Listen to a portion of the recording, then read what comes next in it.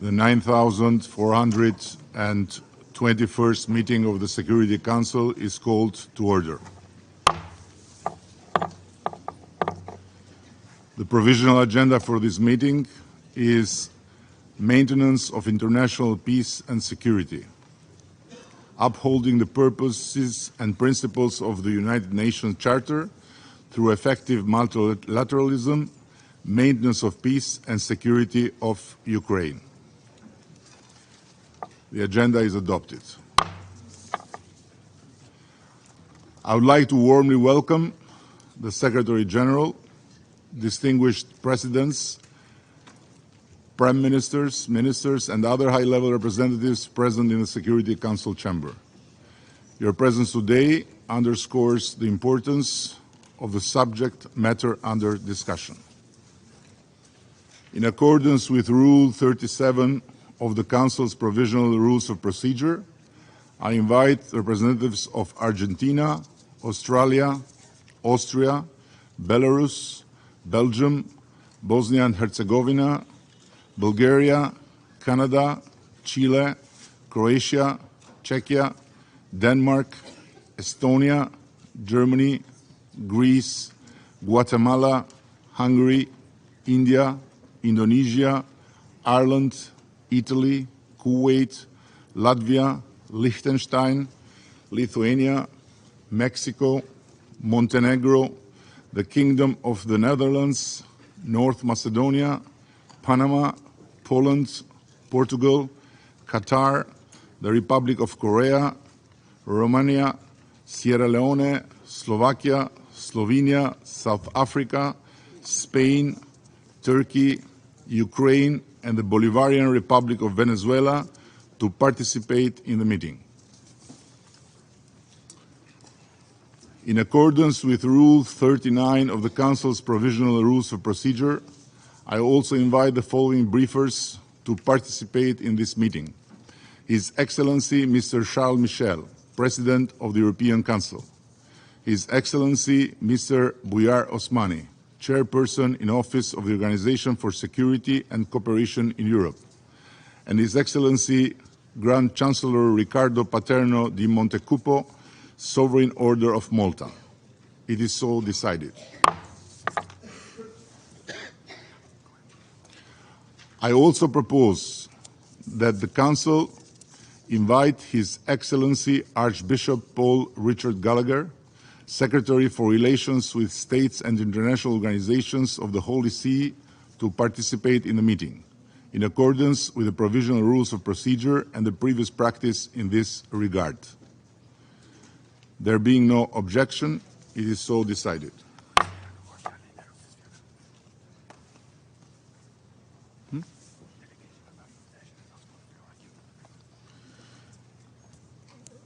The delegation of Russian Federation has asked for the floor. Please, you have the floor.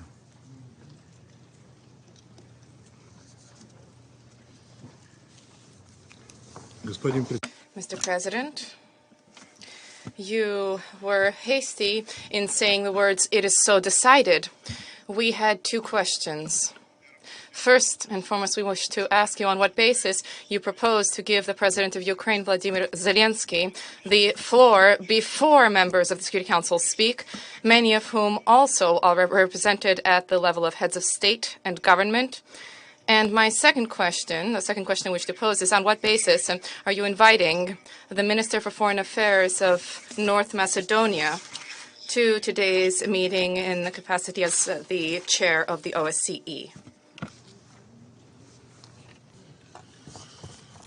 So I take note of the remarks made by the Russian delegation, and in response, I would like to confirm that notice of the planned speaking order was given to all Council members in advance, and in my view, it would have been preferable had this procedural matter been resolved at a technical level prior to the start of this open debate, so that we would have been able to proceed immediately to the substance of our deliberations today.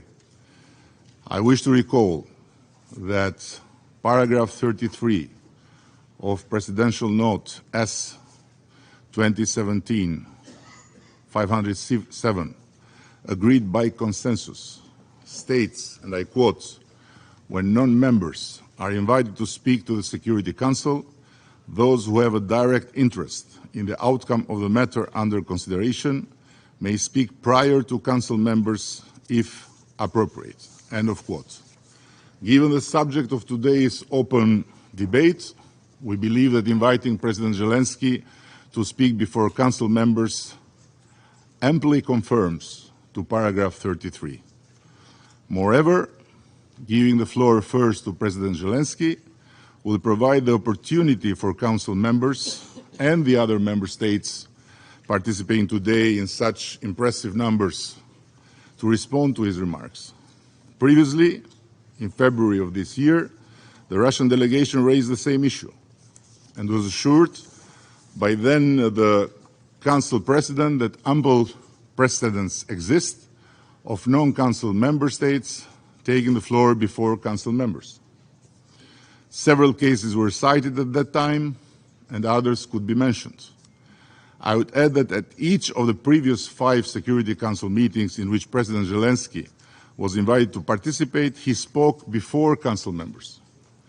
I want to assure our Russian colleagues and everyone here that this is not a special operation by the Albanian presidency, but a continuation of a long and well-established practice of this Council, and today's speaking order therefore is in full conformity with the Council's guidelines and practices.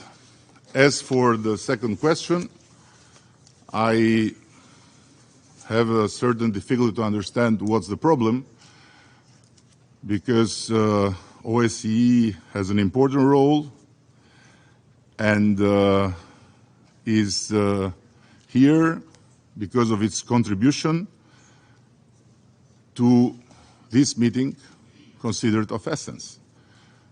Yes, the OSCE representative here is an Albanian from North Macedonia, but if you would be more explicit what's the problem, I would be happy to help you.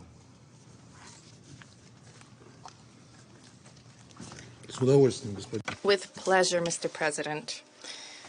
We do not believe that the arguments that you have advanced are compelling.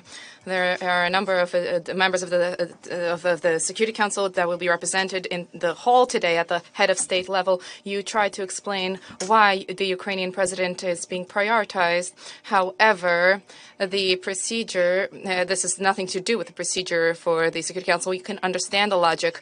When we discussed Somalia here, the president of Somalia spoke first here, but he was the only president from among those present. There are indeed precedents related to other files on the Security Council's agenda, but a specific practice has unfolded linked to the specificities of certain regions, which has nothing to do with the situation in Ukraine. I would like to warn you that if today you bang the gavel thereby implementing your decision, the Albanian presidency will be tainted with an egregious precedent of violating existing practice in the Security Council, established practice for the benefit of one delegation, which time after time continues to demonstrate with support from the West that their rules don't apply to it and everything is permissible. From the beginning, Western members of the Security Council 3 times pushed through the participation of Vladimir Zelenskyy in Security Council meetings through video link. This constitutes a blatant disregard for the authority of this key body. Leaders of other states find time in their schedule to travel in person to New York and to speak before the members of the Security Council. Over the course of the 75 years of the existence of the organization, the emergence in presence at the Security Council, speaking before the Council, was viewed to be a privilege. The same applies to statements from the lofty tribune of the General Assembly. Instead of which, during the last session, during the special session, the representative of Kiev decided to speak through video link. At the same time, Western delegations alleged that last year Vladimir Zelenskyy was unable to leave the country due to extraordinary circumstances. These circumstances, nonetheless, did not prevent him from traveling to the U.S. to visit Washington, and yet he did not deign at the time to travel personally to the United Nations. Colleagues consider the violation of the president of the practice of the work of the Security Council is fraught with risks of undermining the authority of the Security Council, which they are trying to transform into a one-man stand-up show. And for this, the Albanian presidency convened an open debate. In this debate, a large group of supporters from among NATO countries, and it is clear for many, at least for most, that today's meeting is will be nothing more than a spectacle. I would like to stress for protocol and for those who are trying to distort our position, we do not object to the participation of the Ukrainian president in this meeting, but this needs to be done in line with the rules of procedure and existing practice, according to which countries invited under Rule 37 speak after the members of the Security Council, especially when, as both members of the Council and a number of other representatives under Rule 37 are represented at the head of state and government level. Turning to the participation of the Albanian foreign minister and of North Macedonia, apologizes the speaker, as a current chairperson in office of the OSCE. Our being appalled at this has nothing to do with his nationality, sir, and we objected to his presence in this capacity, and we informed the Albanian presidency about this yesterday. We fail to understand. As far as we understand, there has been no discussion of this or any open discussion of at the building or in Vienna, the headquarters. There was no discussion. According to approved principles by the Permanent Council of the OSCE, any statements of chairperson in office, the Secretary General of the OSCE, or official representatives authorized by them need to be in line with their mandates, and they must not depart from the consensual position of the OSCE. If the Albanian presidency insists on allowing Mr. Osmani to speak during today's meeting, we believe that he can voice only the consensual position of this organization. I would note separately that the OSCE, due to the destructive approach adopted by Western delegations, has long not been in any way contributing to the process of resolving the Ukrainian crisis, but it has only been exacerbating the situation. We see this in attempts to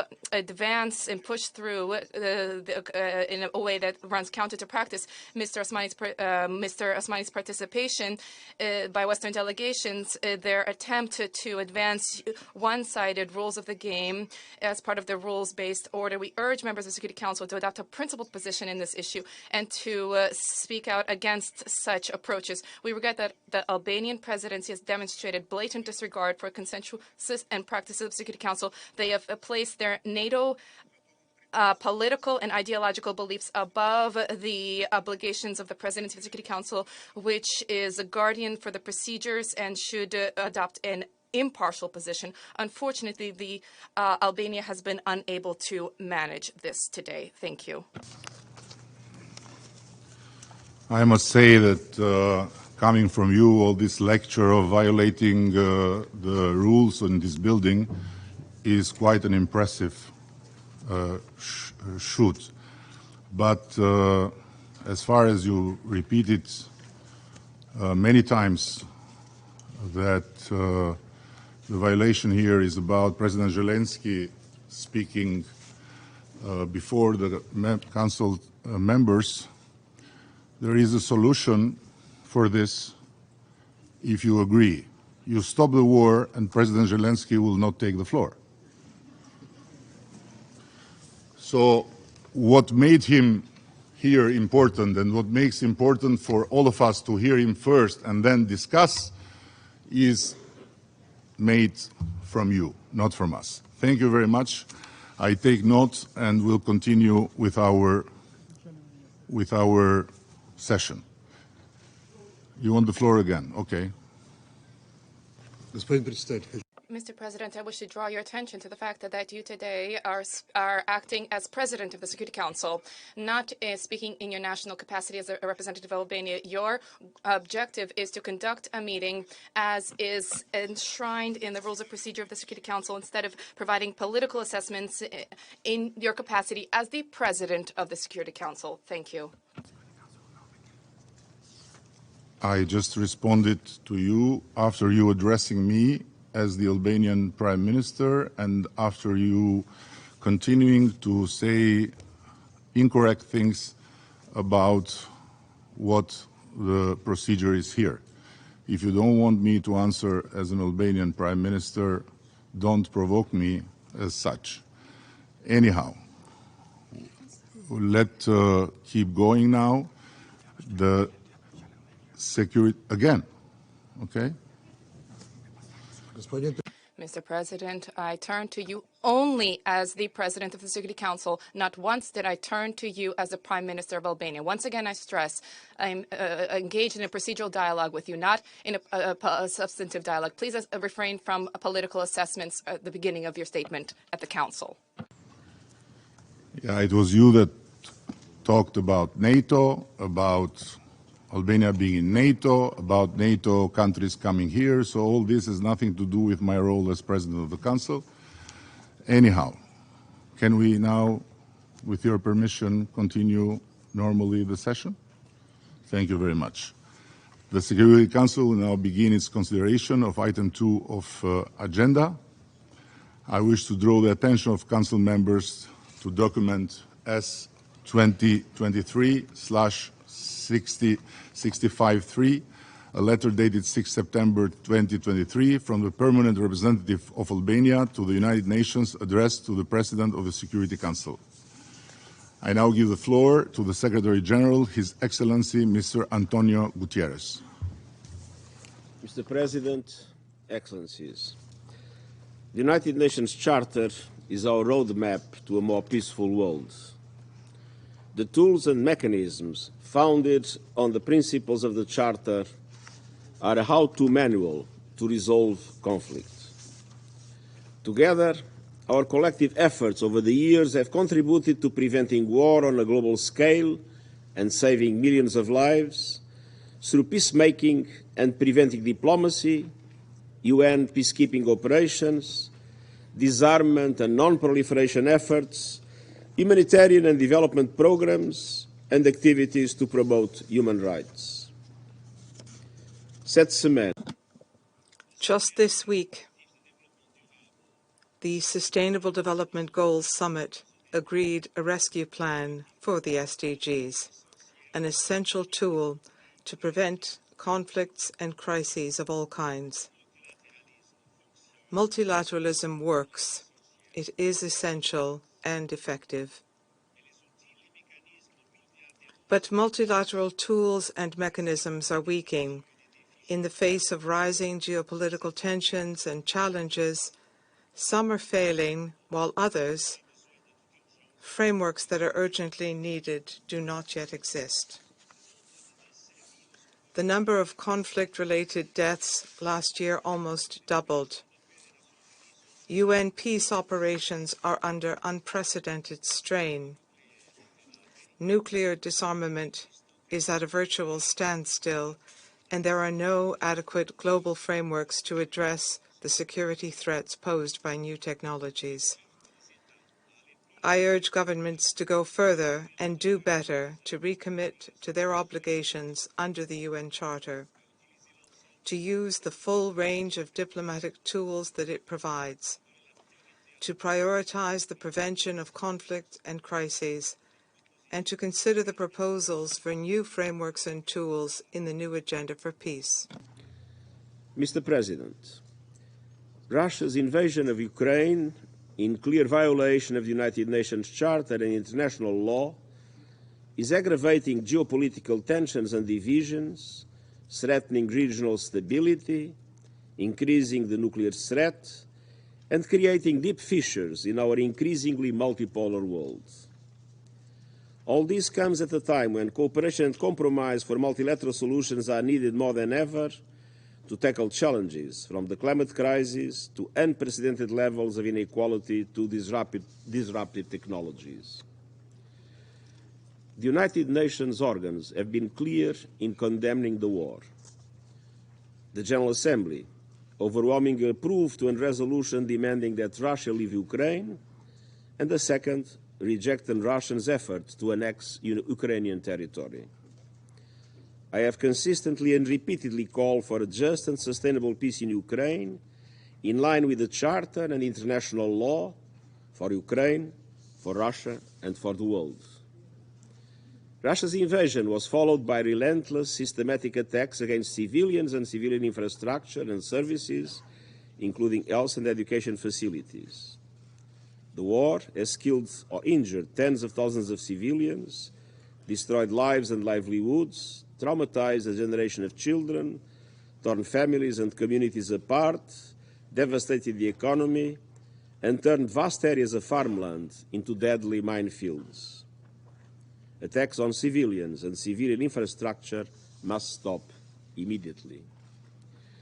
Nearly half of Ukraine's population, some 18 million people, need humanitarian assistance and protection.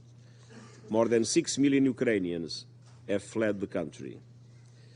The United Nations has worked collectively to mitigate the impact on people, both in Ukraine and around the world, and to support civilians.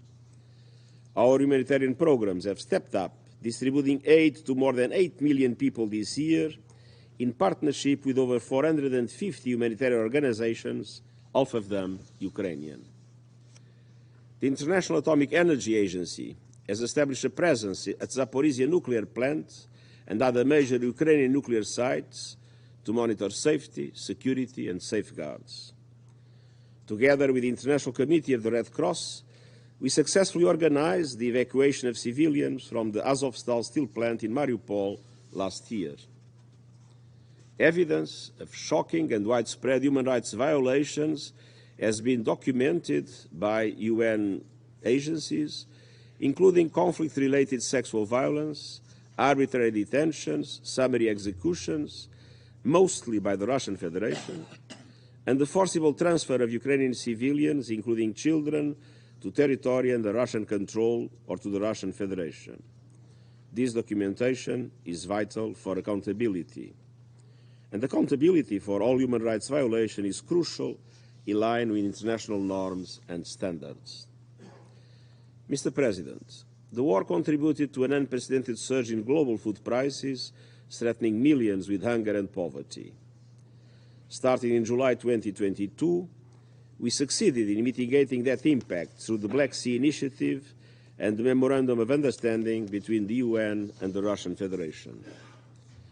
During its one-year period of operation, the Black Sea Initiative, together with Memorandum of Understanding on facilitating exports of Russian food products and fertilizers, helped to reduce global food prices by over 23% from the record high reached in March last year. The Black Sea Initiative enabled the export of nearly 33 million metric tons of grain and foodstuffs and allowed the World Food Programme to transport 725,000 metric tons of wheat for humanitarian aid to countries including Afghanistan and Somalia. Under the Memorandum of Understanding, the United Nations delivered solutions on several of the most challenging areas of trade facilitation for Russian food and fertilizers, with continuous work on the remaining issues. We deeply regret that Russia ended its participation in the Black Sea Initiative in July of this year, and that immediately upon leaving, Russia launched a bombardment of Ukrainian ports and grain storage facilities on the Black Sea and the Danube River. Attacks against terminals and grain stores are unacceptable, and such assaults must end. Civilian shipping in the Black Sea has also been threatened. Further escalation could instantly shock the markets and destabilize the region. Volatility and uncertainty have already returned to international grain markets, while supplies from the harvest in Ukraine pile up. The bombardment is also undermining our efforts in the implementation of the Memorandum of Understanding with the Russian Federation. It has led many of those whose goodwill is needed, notably in the private sector, to question whether there is any real interest in returning to the Black Sea Initiative. We remain engaged with all parties, aiming to ensure safe and secure exports of grain and fertilizer from Russia and Ukraine, and these must be put on a stable footing without the repeated threat of interruption. I'm grateful to the government of Turkey for its contributions and urge all member states to support our efforts. Mr. President, the United Nations continues to work towards a just and lasting peace in Ukraine, in line with the Charter, international law, and the resolutions of the General Assembly. I urge all countries to do their part to prevent further escalation and to lay the foundations for sustainable peace. We are fully committed to the sovereignty, independence, and territorial integrity of Ukraine within its internationally recognized borders. This war is already causing limitless suffering. Its continuation risks further perilous escalation. There is never an alternative to dialogue, diplomacy, and a just peace. Thank you. I thank the Secretary General for this briefing, and I now give the floor to His Excellency Mr. Volodymyr Zelenskyy, President of Ukraine. Thank you so much. Thank you. Distinguished Prime Minister Rama, I'm grateful to the Albanian presidency for the organization of this meeting. Mr. Secretary General, ladies and gentlemen, since the start of the full-scale aggression launched by the state, which for some reason is still present here among the permanent members of the UN Security Council, there's already been 574 days of pain, losses, and struggle. Russia has killed at least tens of thousands of our people and turned millions into refugees by destroying their homes. Most of the world recognizes the truth about this war. It is a criminal and unprovoked aggression by Russia against our nation aimed at seizing Ukraine's territory and resources. But it's not just that. The terrorist state is willing, through its aggression, to undermine all the grounds of international norms meant to protect the world from the wars. And I'm grateful to all those who have recognized the Russian aggression as the violation of the UN Charter. Ukraine exercises its right to self-defense, helping Ukraine with weapons in this exercise by imposing sanctions and exerting comprehensive pressure on the aggressor, as well as voting for relevant resolution, would mean helping to defend the UN Charter. The resolutions of the General Assembly have clearly recognized the fact that the only source of this war is Russia, but this has changed nothing for Russia in the United Nations. However, these are the situations that have changed everything for the UN. We should recognize that the UN finds itself in a deadlock on the matters of aggression. Humankind no longer pins its hopes on the UN when it comes to the defense of the sovereign borders of nations. World leaders are seeking new platforms and alliances that could reduce the disastrous scope of problems, the problems that are met here within these walls with rhetoric rather than real solutions, with aspirations to compromise with killers rather than to protect lives. Life should be defended uncompromisingly to ensure successful protection. But I would not be here today if Ukraine had no proposals precisely regarding some specific solutions. Yesterday, in my address to the UN General Assembly, I said that Ukrainian peace formula had become the basis to update the existing security architecture in the world, to restore the real power of the UN Charter and the rule-based international order. Now, I would like to present some very specific details based on the peace formula. Notably, it's point 5. And it's called Implementation of the UN Charter and the Restoration of Ukraine's Territorial Integrity and the World Order. All in the world can see what makes the UN incapable. Unfortunately, this seat in the Security Council, which Russia occupies illegally through backstage manipulations following the collapse of the Soviet Union, have been taken by liars, whose job is to whitewash the aggression and the genocide being carried out by Russia. And all the UN actions, either by the Security Council or by the General Assembly, that could have stopped this aggression are shattered by the privilege granted to the aggressor with this seat. Veto power in the hands of the aggressor is what has pushed the UN into a deadlock.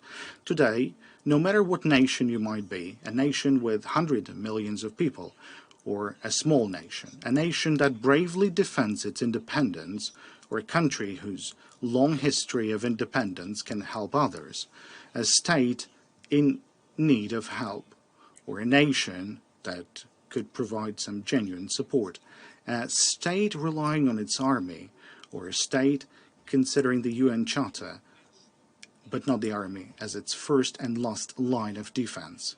Regardless of who you are, the current UN system still makes you less influential than the veto power possessed by a few and misused by one, Russia.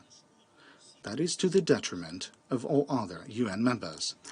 These days in the General Assembly, we can hear the word inequality too often. Inequality is mentioned by different nations, both larger and smaller. It is precisely inequality that renders the UN ineffective. I regret that so far the UN Security Council is just the largest and the most visible platform in the world. I believe, and I know that UN is capable of more. I'm confident that the UN Charter can actually work for the sake of peace and security globally. However, for this to happen, the years-long discussions and projects on UN reform must be translated into a viable process of UN reform. And it should not be only about representation here in the Security Council. The use of veto power, that is what requires the reform. And this could be a key reform. That is something that can restore the power of the UN Charter. Ladies and gentlemen, 574 days of the full-fledged Russian aggression means 574 reasons for changes in this chamber. And the numbers of votes in favor of this challenge actually amounts to billions.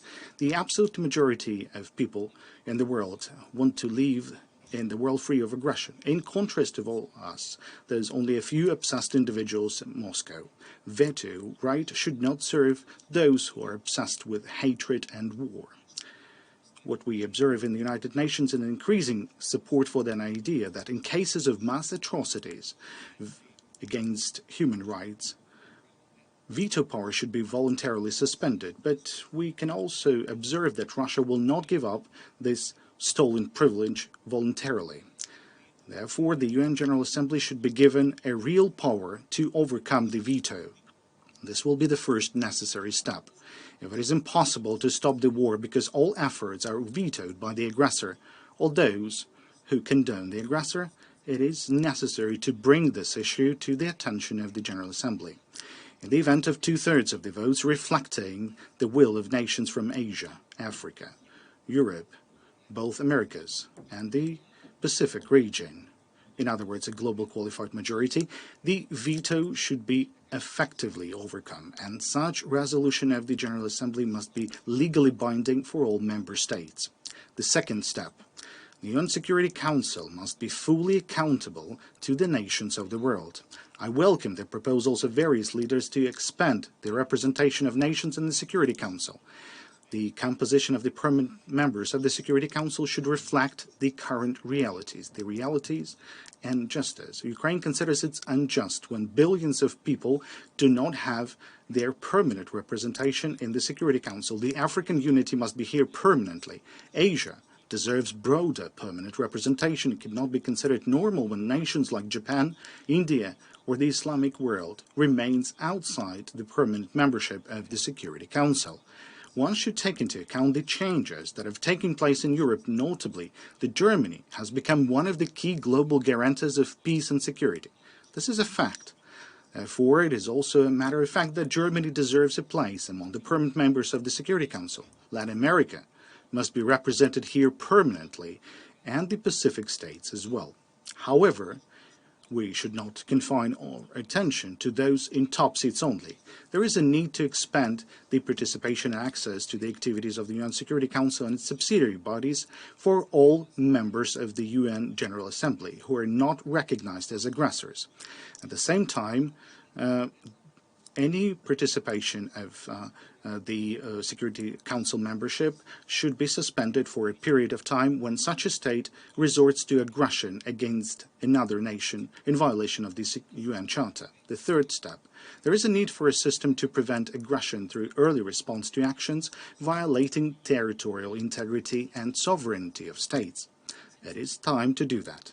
The nations of the world should agree on such a mechanism for responding to aggressions to protect others that everyone would want for their own security. The Russian invasion of Ukraine has shown what can serve such a mechanism. Among other things, powerful sanctions against the aggressor, not only at a stage when Bucha has already happened, but also at the stage of the build-up of the invasion army. Anyone who wants to start a war should see before their fatal mistake what exactly they will lose when the war would start. The issue of applying such preventive sanctions should be automatically submitted for consideration of the UN Security Council when any member of the UN General Assembly reports a threat of aggression. Ukrainian soldiers now are doing at the expense of their blood what the UN Security Council should do by its voting. They're stopping aggression and upholding the principles of the UN Charter. And now talking about the territorial integrity. This is an element of both the UN Charter and our peace formula that is inextricably linked to the issue of cleaning the territory from the occupiers. Occupation is an inexhaustible source of dynamite under the international rule-based order. So I will provide examples of concrete steps to be taken for the security architecture to be strong.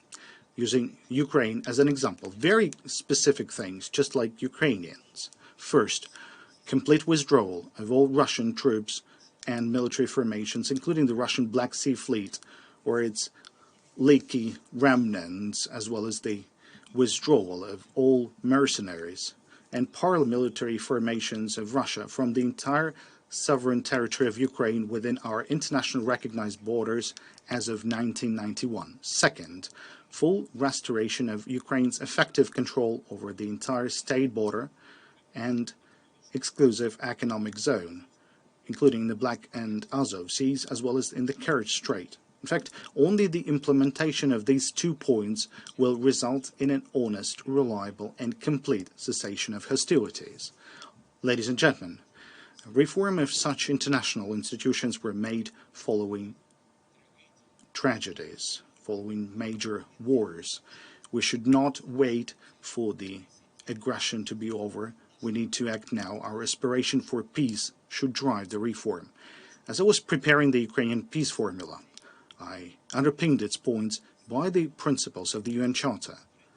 Only the principles of the UN Charter and resolutions adopted by the General Assembly. This is precisely what enables the Ukrainian peace formula to become global. The nations that engage with the formula realize that they're working for the rule-based international order, for the protection of territorial integrity and sovereignty of states, protection of human rights, prevention of aggression, and genocidal policy. Naturally, the epicenter of such efforts should be in this very chamber, the UN Security Council chamber, and even to the greater extent in the General Assembly Hall. If reform of UN institutions is necessary for that, then we should not be afraid of such reform. We are ready to work together with UN members who have joined the peace formula to work on relevant draft resolutions and amendments to the UN Charter. And I would like to make it clear for everyone in the world that Ukraine is proposing while addressing to nations of the world and calling them to join the implementation of the peace formula. Every country can demonstrate its leadership within the framework of one or more or maybe all points of the peace formula. We can establish groups based on the points of the peace formula where national security advisors to heads of states and diplomatic representatives work. Now, these groups are tasked to elaborate a list of decisions and legislative proposals to be implemented in order for the relevant point of the peace formula to be fulfilled. We're ready to hold 10 conferences at the level of advisors, and in accordance with the 10 points of the peace formula, then a summit on the level of leaders. Later, these drafts would be prepared and submitted for consideration by heads of states at the respective summit. Thereby, all nations of the world that respect peace can actively participate in restoration of peace. Cooperation is always the key word for Ukraine in international relations. This word is also key for peace. So let the peace prevail. May our institutions and our cooperation be stronger. I thank you for your attention, and thank you for the possibility to address you. Thank you for this invitation. Thank you. Glory to Ukraine. I thank His Excellency President Zelenskyy for his briefing, and I shall now make a statement in my capacity as the Prime Minister of the Republic of Albania. Mr. Secretary General, Excellencies, Head of State and Governments, distinguished representatives, thank you all for being here today. The presence of such considerable number of dignitaries speaks to the very high importance of the issue at hand. Thank you, Secretary General, for your remarks. They resonate with and reflect the values and principles of our organization. President Zelenskyy, I'm grateful for your presence here at such a tragic moment in your country's history. Your strong words translate the pain of your compatriots and convey very clearly, together with your firm determination, the grit of your people and the unwavering hope of your nation. Excellencies, while today the world needs more than ever an acute sense of responsibility from all of us to confront the multiple challenges and threats facing our planet, conflicts, unconstitutional seizures of power, climate change, devastating floods and unforgiving droughts, including unpredictable and severe wildfires, what we witness instead is more and more disruptive attitudes, reckless acts, and growing conflictuality within and among states. In many parts of the world, the examples of force have proliferated, while the force of example has become a rarity. Who could have imagined, until not long ago, that in the third decade of the 21st century, a disastrous war started by a permanent member of this Council would put Europe at risk by brutally undermining all the principles that gave birth to the United Nations? Who could have imagined, until only a few years ago, that an unjustified, unjust, and unprovoked military aggression of a big country against a new democracy would not be immediately, promptly, and universally condemned by all the nations who gather here and share the same goals and principles? How to understand the yes, but, or calls on both sides with arguments in order to avoid calling a spade, and which refuse to call a brutal aggression by its only and real name, a man-made tragedy that is inflicting untold suffering to the Ukrainian people, but also reverberating across world regions, hurting growth, raising prices, and threatening with hunger and starvation hundreds of millions of people. An aggression in the heart of Europe cannot be Europe's problem only, as some think, as some say, or as some whisper. Cynics may think that Ukraine is just a problem dropped on the lap of the democratic West to deal with, and they even mumble that what goes around comes around, implying that this is a natural payback for what might have happened before, elsewhere, in other times. Is it? Really? I invite everyone to think twice. This war of aggression must be everyone's business. Let me remind us by paraphrasing the tragic account by Martin Niemöller. First they came for Georgia. I did not speak out. Then they came for Crimea. It was not my country, so I did not speak out. Then they came for the whole Ukraine, but I was not Ukrainian, and I did not speak out. And then they came for me, but there was no one left to help and defend me. As we speak, there have been more than 26,000 civilians that have passed away.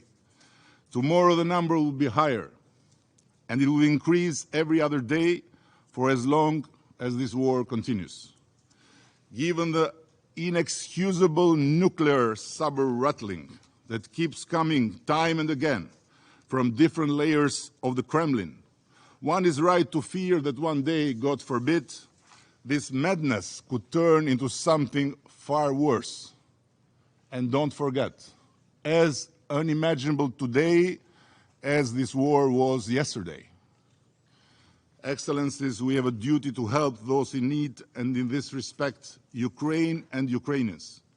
We may differ, of course we may differ, on how to support Ukraine in its fight for freedom and dignity. We may have different views on how to end this war. Let's discuss them. But it would be an insult to the intelligence of this organization if we fail to unanimously recognize and say loudly who is the aggressor and who is the aggressed. It is the same sharp difference between war and peace as Tolstoy would remind you. Go back and read him. If we fail to admit this crystal clear truth, we are not only letting down Ukraine and its people. We are failing our core responsibility, compromising the future, and betraying all our children, from Brazil to Spain, from the Arctic to the Southern Pole. The struggle of Ukraine is also the struggle of everyone who aspires to live in a world where nations are free and equal, where territorial integrity is undisputable and their right to live in peace is unquestionable. The contrary is not only short-sighted, but utterly dangerous for everyone under this roof. This is why everyone has to do its part. Albania is a small country. Our continued support to Ukraine may not change the dynamics on the battleground, but it contributes to not rewarding aggression, to not accepting annexation, and not letting the obvious become dubious. And again, I repeat, we may differ on how to deal with this. We may have different views on how to go towards peace. But how possibly we can have different views on who is the aggressor and who is the aggressed? Excellence, le devoir principal. Excellencies, the main duty of the Security Council is to act decisively on behalf of the entire world and in the service of the world. We can well understand those who are many in number who ask, what is the Security Council doing? The abusive use of the right to veto, sadly, has held the Security Council hostage. It has paralyzed the Council, but it has not reduced it to silence. As we can see, the proof is here in this meeting. The force of rules and values bring us together. They should not be replaced by rules of force and the rejection of values. The world is dangerously tipping into what could become a tragedy for all of us. Recalling the experience of the Western Balkans, we have seen where the path of brutality can lead to, and the tremendous costs it brings for all, including for the perpetrators. History has confirmed that those who saw war as a shortcut to achieve their goals ended up regretting it forever. Russia has tried many times to use, or better, misuse, the changed reality in the Western Balkans, particularly the birth of the Republic of Kosovo, to justify their neo-imperial dreams and the subsequent nightmare they have exported in Ukraine.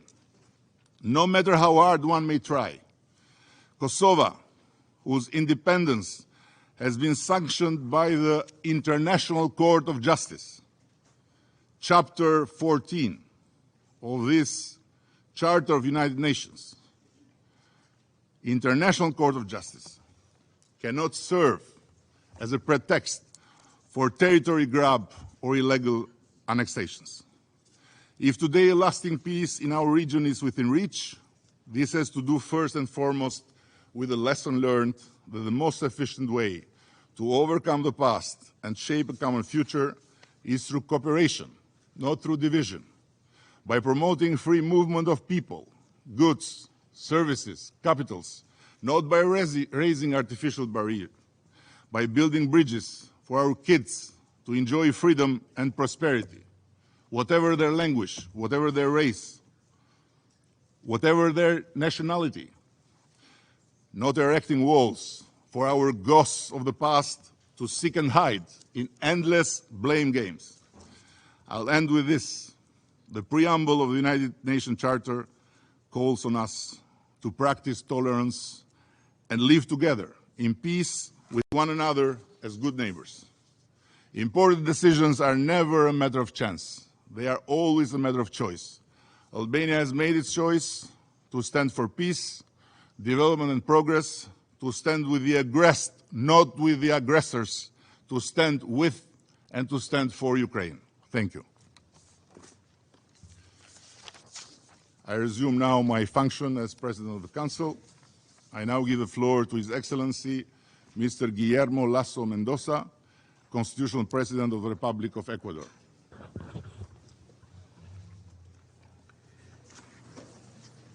Su Excelencia. Your Excellency Edi Rama, Prime Minister of the Republic of Albania and President of the Security Council.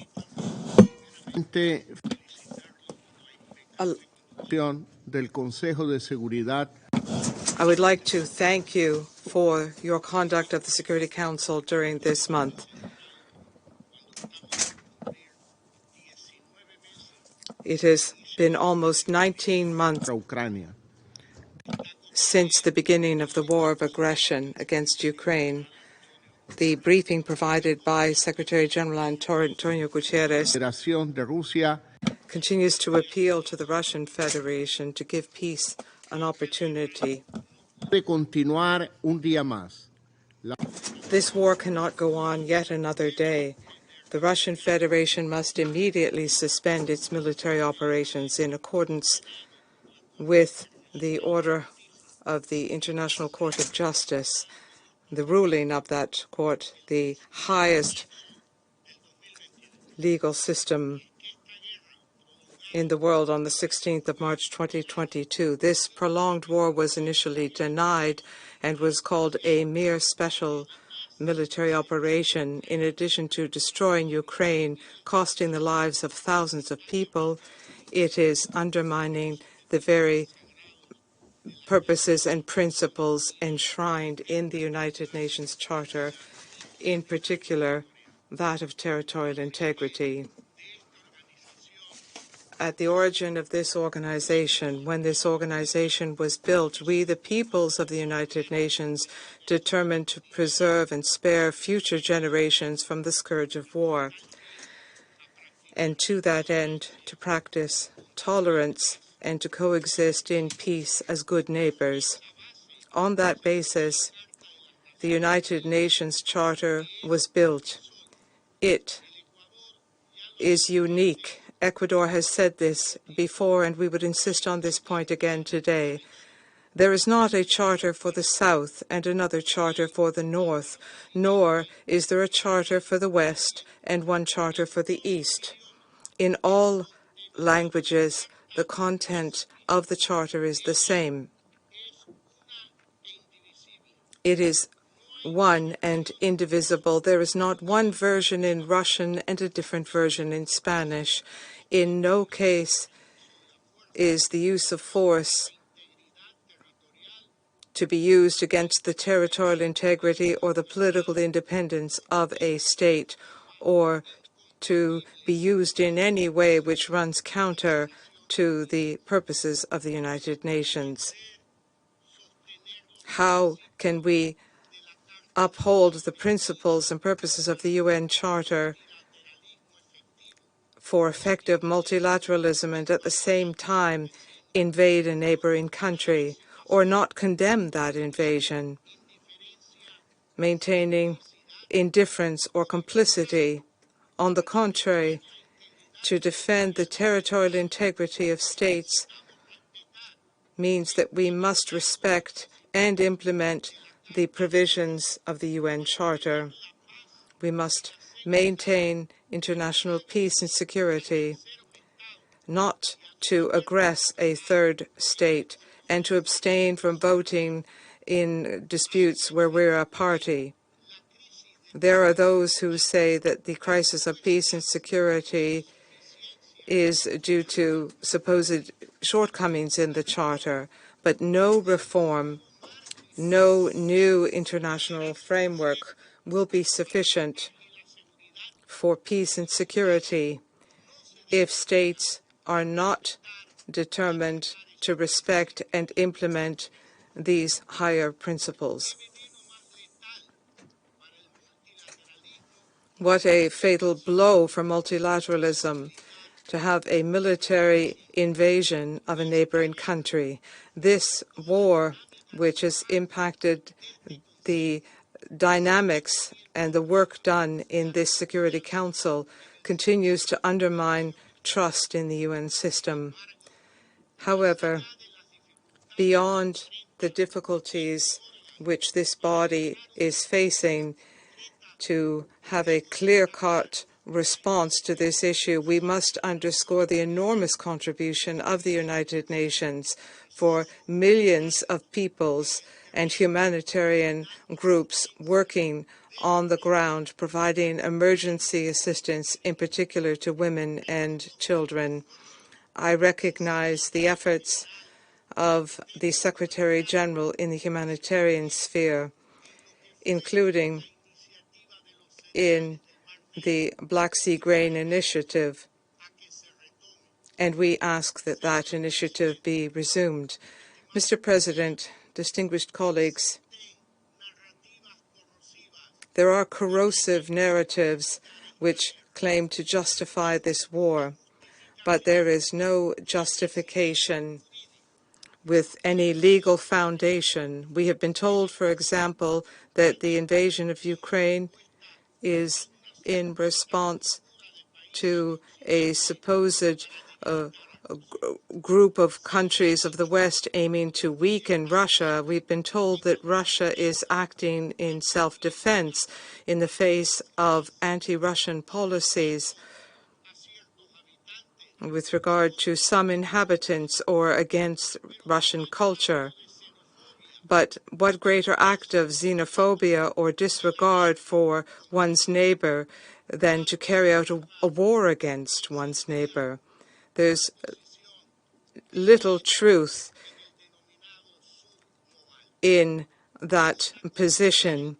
We need only look at the pattern of voting in the General Assembly when resolutions have been adopted on the territorial integrity of Ukraine with a vast, clear majority. Of course, there is no veto which can halt the force of the General Assembly when it comes to defending the territorial integrity of its members. And this majority is not a majority of alliances or partnerships, as some claim. Ecuador rejects any invasion, regardless of the country committing that invasion.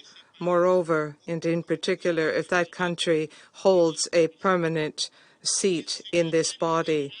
the Secretary General, Boutros Ghali, affirmed that only a power can impose order on chaos. It is the power of principles which transcend changing perceptions of coexistence in the short term. Ladies and gentlemen, among the hundreds of thousands of people who have fled war, there were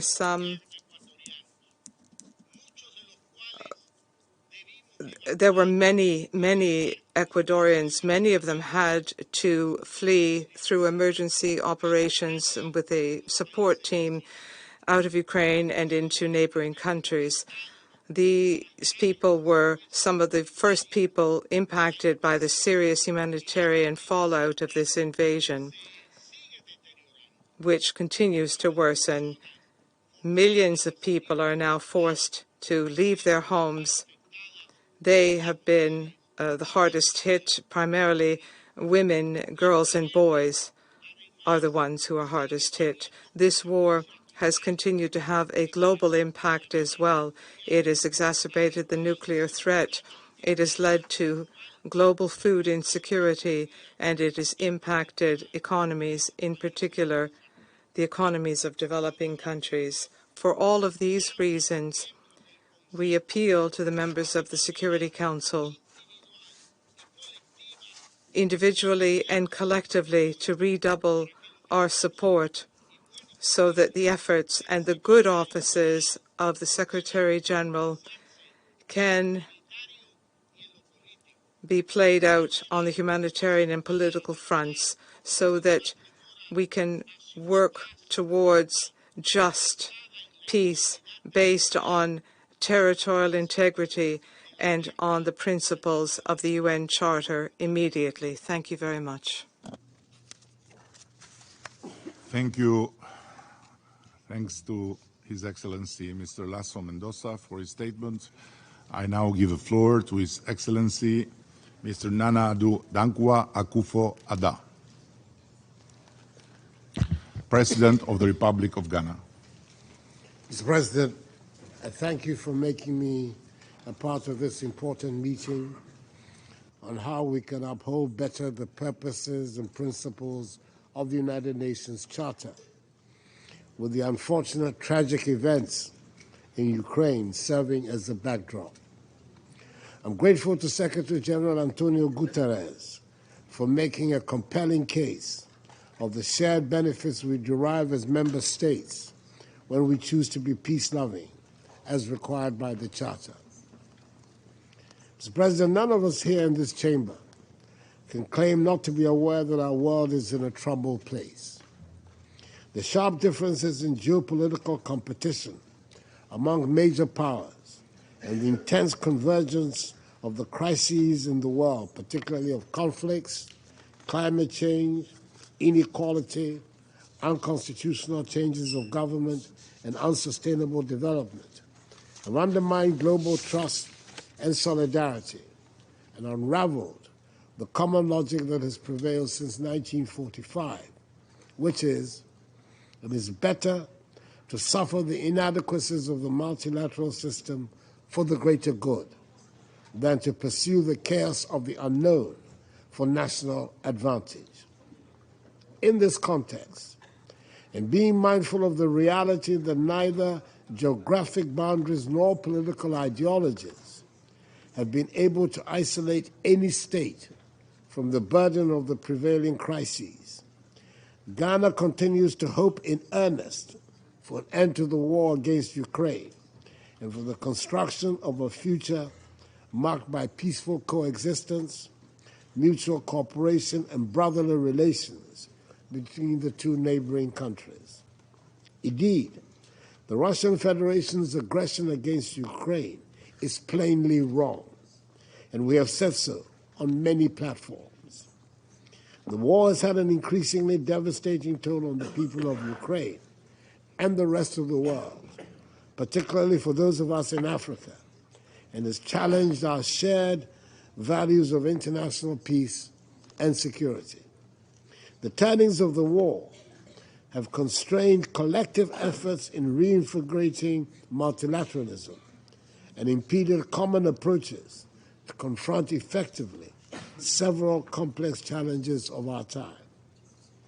For those of us in Ghana, however, the unfolding situation is not a lost cause.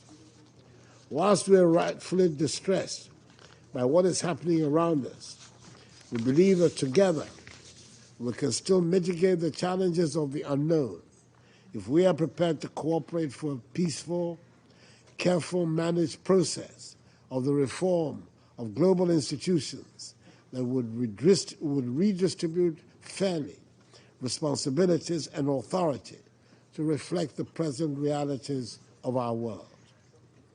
We also believe that history has a lesson to teach, and the painful lessons of the two previous world wars inspired the solemn commitments made by the founders of the United Nations to refrain from the use of force in their relations among states.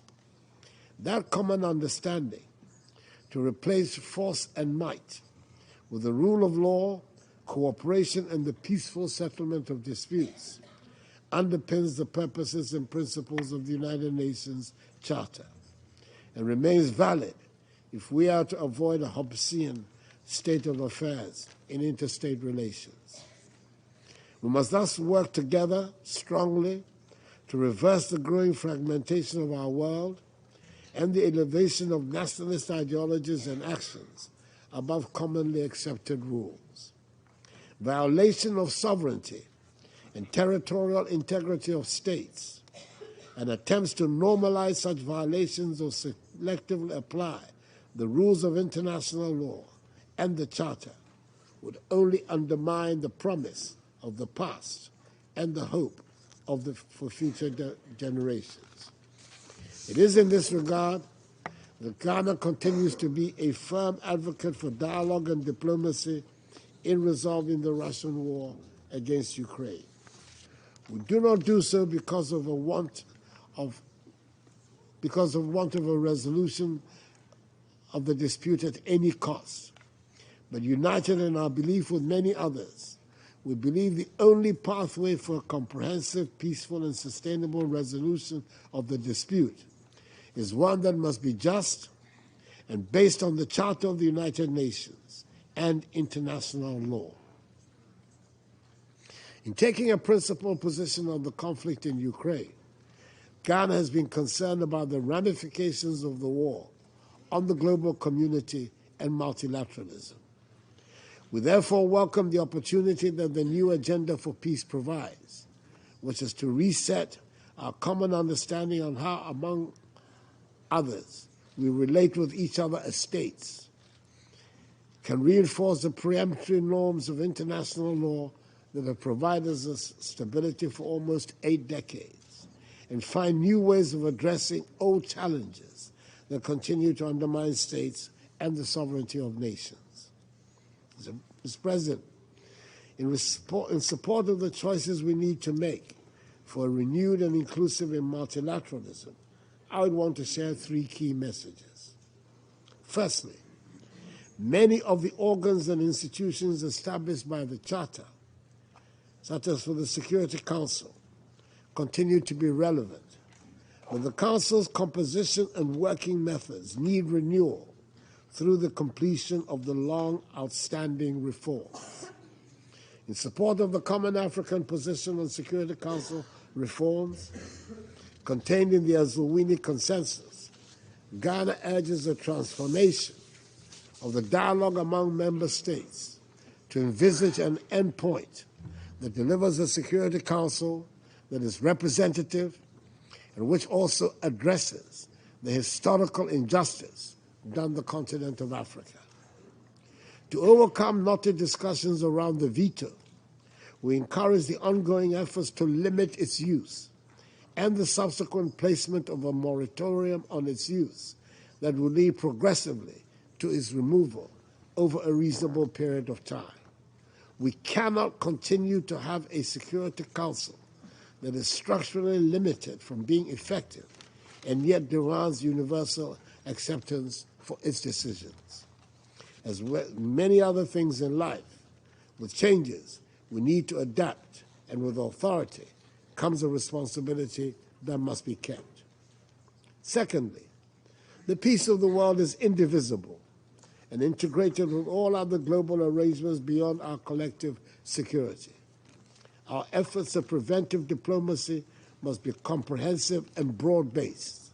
We need to be aware that, for instance, inimical economic and financial policies have an enduring impact on peace, and that global policies in the structure and functioning of international institutions cannot remove the centrality of peace from their raison d'etre. We must strengthen in a comprehensive and integrated manner our efforts in preventing the outbreak of violence or resurgence of new conflicts. Thirdly and finally, multilateralism at the global level must be accompanied by effective regional partnerships, partnerships that help to anticipate better threats to our common humanity, which prioritize specific means for resolving differences, and which cuts across regions to enhance its effectiveness when required. When we fail to leverage fully the potential of regional bodies, we can only have ourselves to blame when multilateral efforts at the global level are unable to deliver. In ending, I call again for peace in Ukraine and emphasize, as my delegation has often done in this Council, that there is no alternative to winning the peace in Ukraine. We hope the Council can help this United Nations to assume an enhanced role in support of peace efforts around the world, but in particular in Ukraine, for the benefit of all peoples. Mr. President, I thank you for your indulgence. I thank His Excellency Mr. Akufo-Addo for his statement. And now I give the floor to His Excellency Mr. Alain Berset, President of the Swiss Federation. Merci beaucoup. Thank you very much, Mr. President. Thank you, first and foremost, for organizing this debate, and I also wish to take this opportunity to thank the Secretary General of the United Nations for his remarks.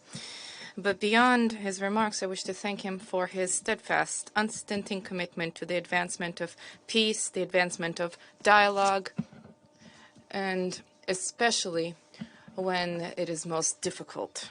Excellencies, ladies and gentlemen, first of all, the facts, and they are not positive. The times we live in are marked by the questioning of multilateralism, the multiplication of conflicts, and the deepening of inequalities. And there's a question, where's our responsibility? Where does our responsibility, our shared responsibility lie? Our responsibility, we who have convened here, at the very minimum, that is to recall the essential principles enshrined in the Charter of the United Nations. I've had a copy here, of course, and to fulfill the mandate which has been entrusted to us. This core text expresses our desire, our shared desire, the shared desire of all peoples to live in peace. And this text is a guarantor of universal values, the overarching principles of a multilateral order, sovereign equality of states, and a prohibition on the use of force, defense of human rights, including economic, social progress for people. And in this war, as we know, during war, the suffering of civilians is a common denominator. It is always civilian suffering. And international humanitarian law and imposes obligations upon us and upon all parties to conflict. As you are aware, Swiss is a depository of the Geneva Conventions. We are faithful to the long-standing tradition in this regard, and we are very much staunchly determined to uphold it and to ensure respect for international humanitarian law. And as members of the Council, we have committed to commit and implement this clear, unique mandate conferred upon us by the Charter of the United Nations, conferred upon all of us here, namely the maintenance of international peace and security. With Russia's military aggression against Ukraine, the Charter has been violated at a large scale. on a massive scale. Yet session after session, Russia, a permanent member of this council, has been denying its responsibility. Its responsibility for the thousands of dead and wounded in Ukraine, its responsibility for the millions of displaced persons, and finally its responsibility for all those plunged into deep insecurity wherever they are in the world, including, incidentally, in Russia. The consequences of this war, distinguished colleagues, ladies and gentlemen, the consequences of this war are planetary in nature. Global food security has been undermined. The energy sector has been disrupted. Nuclear risks are increasing. Inequalities are growing. Switzerland demands that the Russian Federation respect the Charter, that it respect its principles. And once again, we call upon the Russian Federation to cease hostilities, to withdraw its troops from Ukrainian territory, and respect the sovereignty and territorial integrity of Ukraine. Ladies and gentlemen, while the mandate of the Security Council is clear, it is not always as effective as it should be, as one would desire. While the objective is to save lives, guarantee global security, reinforce stability, our discussions are bogged down on issues that fail to produce tangible results on certain issues. This Council must not squander the most precious asset at its disposal, the trust of those who rely on it, to work to guarantee them a life in dignity and peace. And we have the means to fulfill this mandate, as has been illustrated in the 26 resolutions that the Security Council has adopted since the month of January. These are resolutions that are geared towards promoting peace and security in Colombia, in Afghanistan, in Iraq, and in South Sudan. And these examples are really there to show us that the Security Council, even though it is more difficult than in the past, has retained its capacity for action. Of course, there's an urgent need for reform, and Switzerland has been committed for a number of years to greater and better representation, beginning with the African countries, committed also to better working methods. And yet we are all aware of the fact that no reform can replace the will of states to respect the Charter. In the new agenda for peace, the Secretary General has indicated further steps forward to step up our action in multilateralism, to strengthen to close ranks around the principles of universality, of solidarity, and trust. And we have been assuming this duty of solidarity. In Ukraine, we are committed to alleviating the suffering of the civilian population, rendering justice to the victims, promoting a political solution to the conflict in due time. We have opened our doors to people fleeing the war. We have been delivering humanitarian aid. We have been collaborating with the Ukrainian government on the process of reconstruction. And the challenges, the tasks facing Ukraine are immense. To give just one example, an area four times the size of Switzerland. Switzerland is not a large country. 4 times the size of Switzerland. That is the territory of Ukraine, which has been contaminated with mines. And there, too, we have been supporting humanitarian demining with our know-how and with deliveries of equipment and a commitment that we will continue to shore up.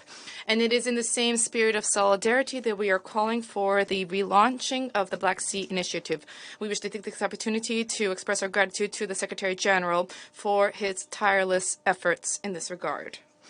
Excellencies, distinguished colleagues, multilateralism is the only option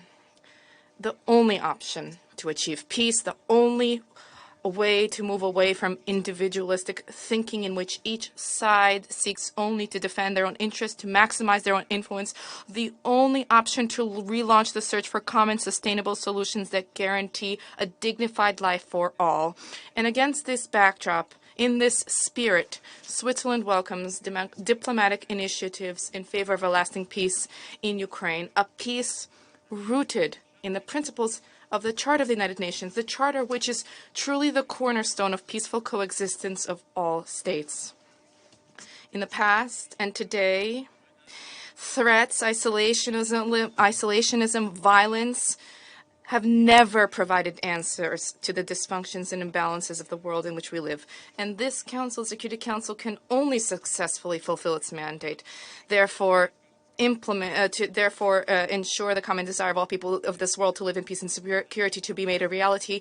Only can it achieve this if it acts in a spirit of trust and collaboration.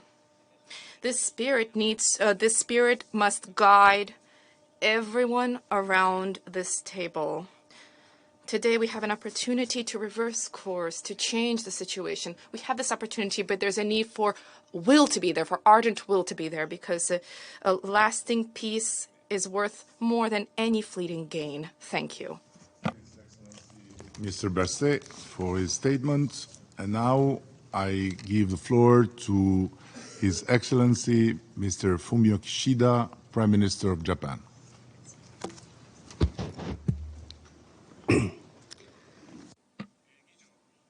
Mr. President, at the outset, I would like to commend the leadership of the Albanian Prime Minister Rama, for convening this high-level Security Council meeting on multilateralism and the situation in Ukraine. I also welcome the participation of President Zelenskyy of Ukraine. Today, the international order based on the rule of law is facing an unprecedented crisis and challenge. It is the Charter of the United Nations that is the foundation of international order. The Charter provides that the Security Council has primary responsibility for the maintenance of international peace and security. We are gathered here today because of the infringement of the rule of law by one of the permanent members of this very council. Mr. President, I visited Kyiv and Bucha in March of this year and also went to the sites of the tragedies. I will never forget the heartbreaking feelings I had at that time. I renew my determination that Japan stands with Ukraine. We condemn in the strongest terms Russia's aggression against Ukraine, which is a clear violation of international law, including the UN Charter. The aggression must be stopped immediately, and the troops must be withdrawn right now and unconditionally. Any attempt to unilaterally change the peacefully established status of territories by force or coercion must not be tolerated anywhere in the world. Irresponsible nuclear rhetoric, the deployment of nuclear weapons in Belarus, and the occupation and militarization of Zaporizhzhia nuclear power plant pose a threat to world peace and stability. Russia's nuclear threats, let alone its use of nuclear weapons, are unacceptable. Abuse of the veto power to obstruct the decisions of the Security Council and undermine its credibility cannot be accepted by the international community. Mr. President, Russia's aggression against Ukraine has exacerbated concerns over a rule of lawlessness around the world. We must not allow the creation of a second or third Ukraine. It is essential to achieve a comprehensive, just, and lasting peace in Ukraine conforming to the principles of the UN Charter in order to protect an international order based on the rule of law. Japan supports President Zelenskyy's sincere efforts to uphold the basic principles of the United Nations Charter in his peace formula. In Hiroshima in May, I myself, together with leaders of a wide range of countries, including Ukraine, affirmed the importance of the principles of the Charter, including respect for sovereignty and territorial integrity and the peaceful resolution of disputes. Following these discussions, 2 meetings of national security advisors on Ukraine were held. Japan welcomes the participation of many countries, including the so-called Global South, and will continue to make a positive contribution.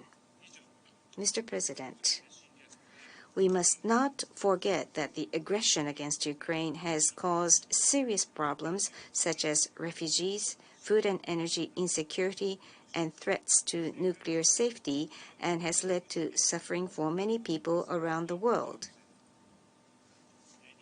Japan is committed to working together with other nations to promote efforts to support the afflicted people. Japan strives to promote human-centered international cooperation, overcoming differences in regimes and values in order to protect human dignity. Mr. President, there has never been a time when effective multilateralism, the theme of today's debate, is more needed than now. We must overcome numerous calamities, including the aggression against Ukraine, and realize multilateralism rooted in a spirit of solidarity. Bearing this in mind, I myself have engaged in a series of discussions with leaders of various countries.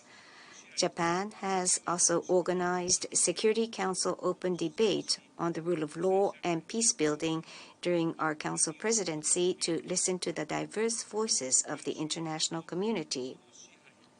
Japan will further strengthen its efforts to resolve issues concerning international peace and security, including through preventive diplomacy, while upholding the rule of law under multilateralism. Mr. President, now is the time to return to the unshakable principles that we, the member states, have built up since 1945, including the United Nations Charter, and work toward a world of cooperation, not division and confrontation. To this end, strengthening the functions of the UN is an urgent task. The Security Council must be enlarged in both its permanent and non-permanent seats to better reflect the realities of today's world, including Africa. We must now take concrete action looking ahead to the Summit of the Future and the 80th anniversary of the establishment of the United Nations. It is time to move forward to realize the UN as a platform that listens to people facing difficulties and works with them to confront challenges together, aiming for a world that respects human dignity. Thank you for your attention. I thank His Excellency Mr. Kishida for his statement, and I now give the floor to His Excellency Mr. Robert Abella, Prime Minister of the Republic of Malta. Thank you, Eddie, Mr. President, Mr. Secretary General, dear colleagues, excellencies, and also dear friends. First of all, I would like to kick off by thanking the Albanian presidency for having organized this high-level open debate of the Security Council. I also thank the Secretary General for sharing his thoughts with us earlier today. 12 years ago, soon after the outbreak of the Arab Spring, Malta had launched its bid to serve on the Security Council. That was a time, I remember, of turmoil, also instability in our immediate neighborhood, but also it was a time of hope and aspirations. The decision to embark on this journey stemmed from our commitment to the principles enshrined in the United Nations Charter. They are timeless and also universal and an integral part of our foreign policy.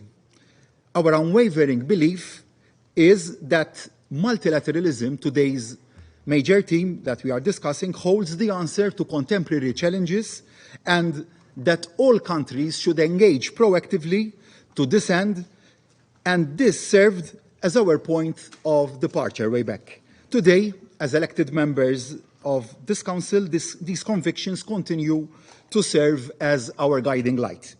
Mr. President, more than ever, the world today needs an effective multilateral system with the United Nations at its core. We must redouble our efforts to uphold and also defend the fundamental principles that unite us.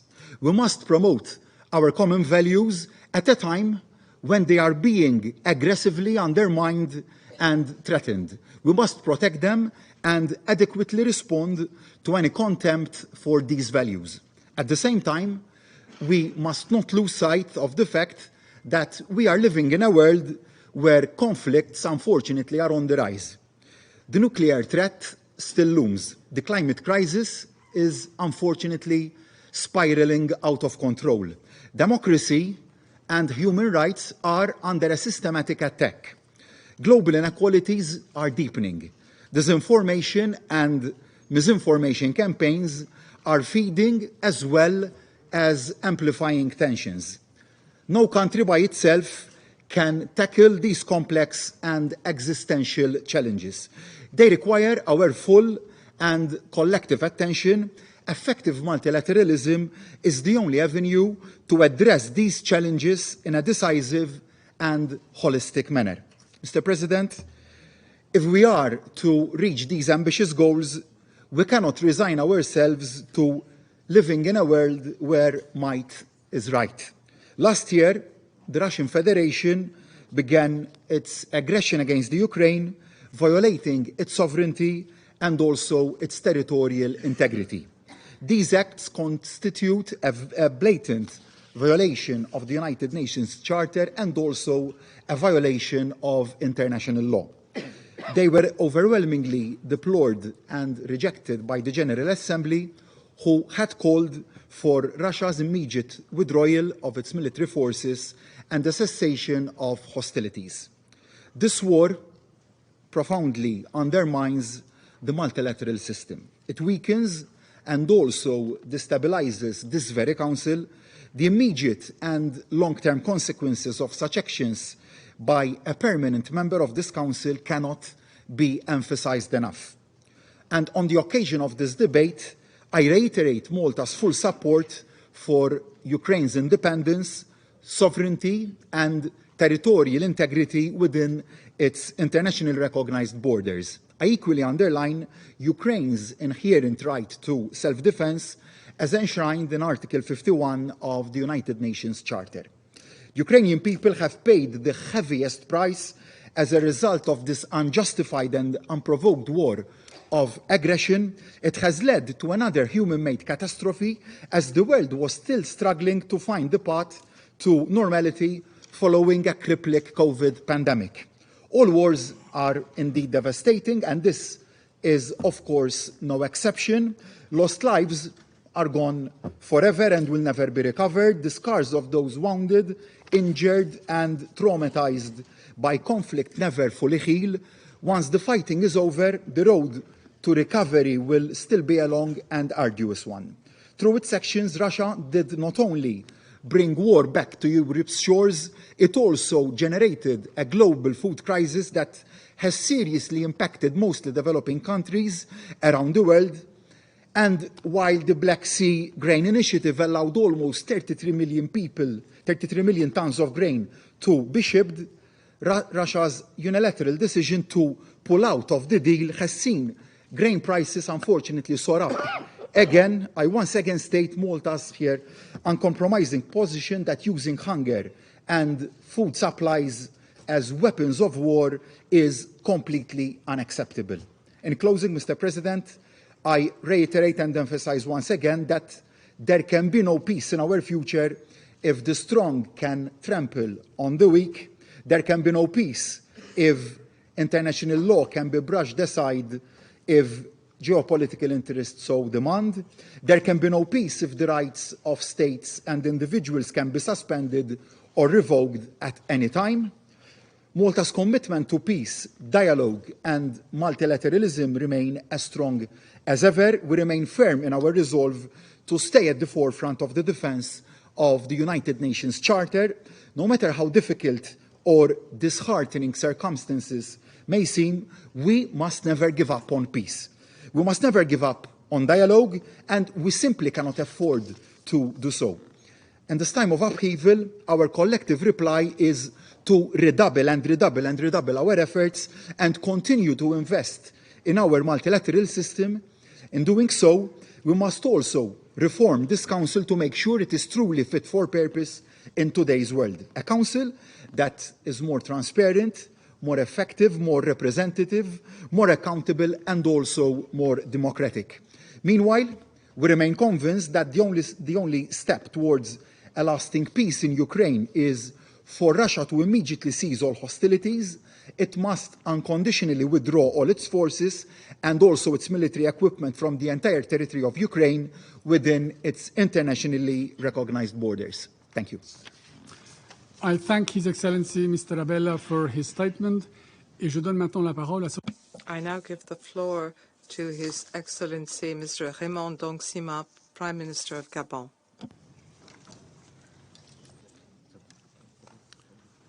Monsieur le Président.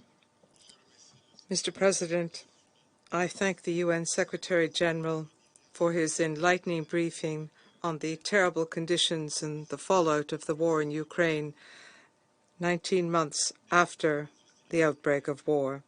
Since the beginning of hostilities in Ukraine, my country has expressed its opposition to the war and condemned the violation of Ukraine's territorial integrity.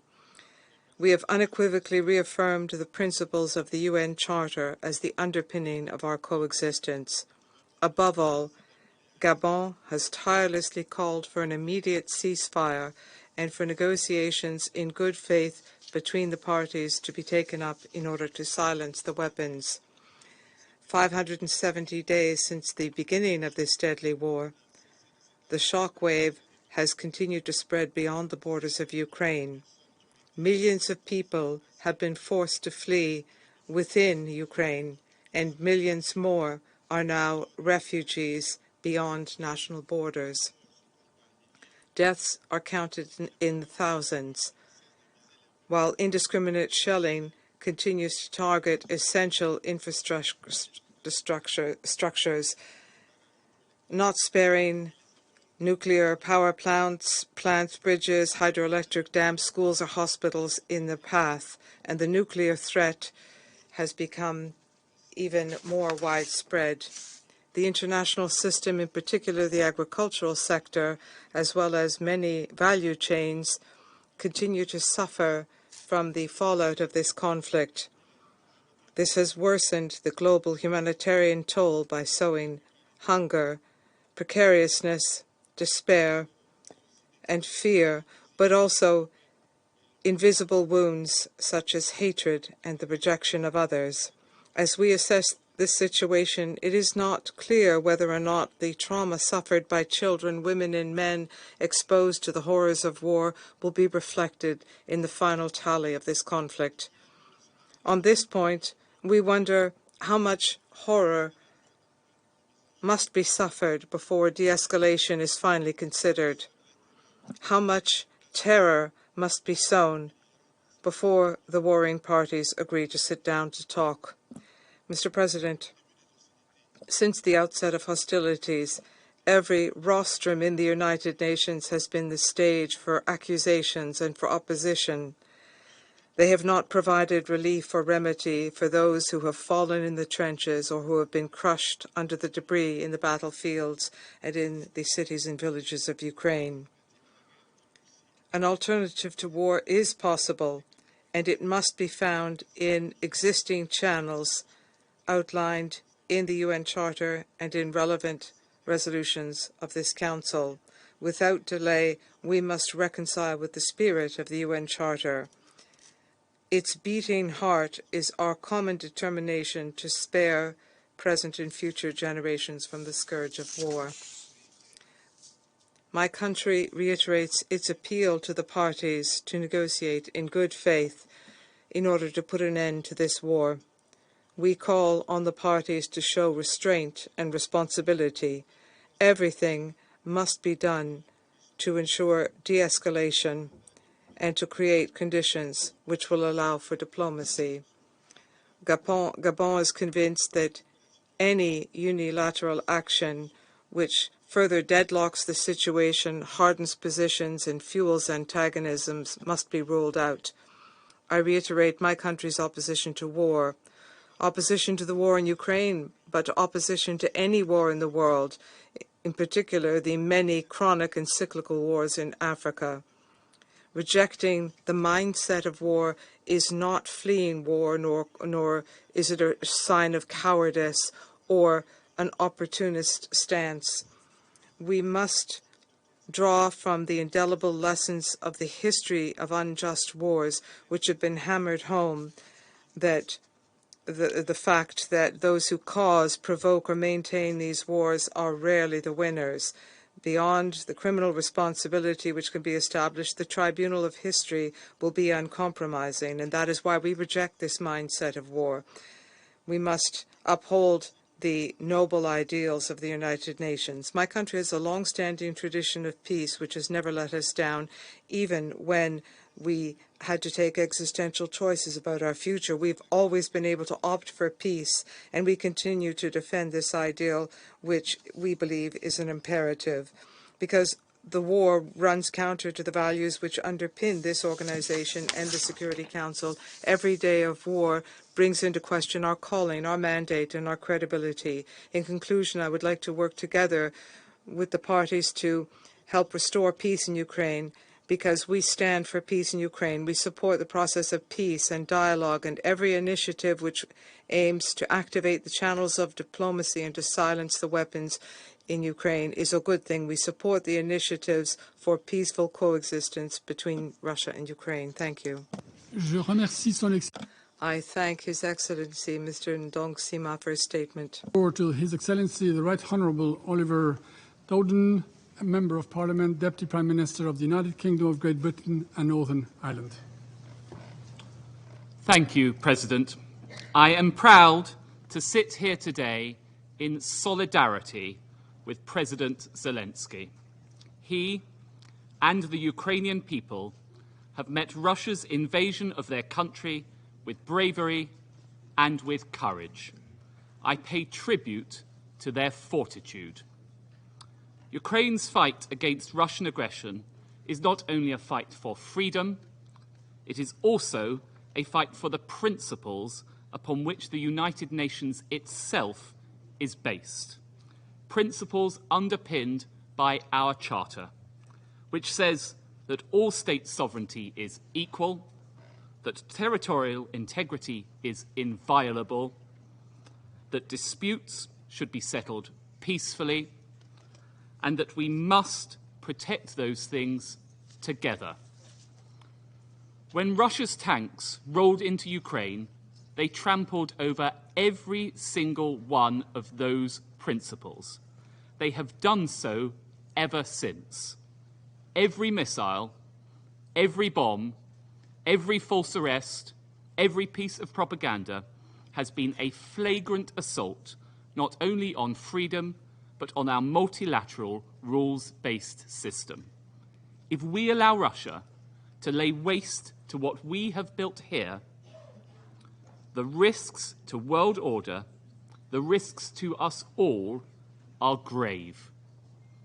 For over a year and a half, Ukraine has been suffering the terrible consequences of Russia's war of choice. We must never forget the human cost.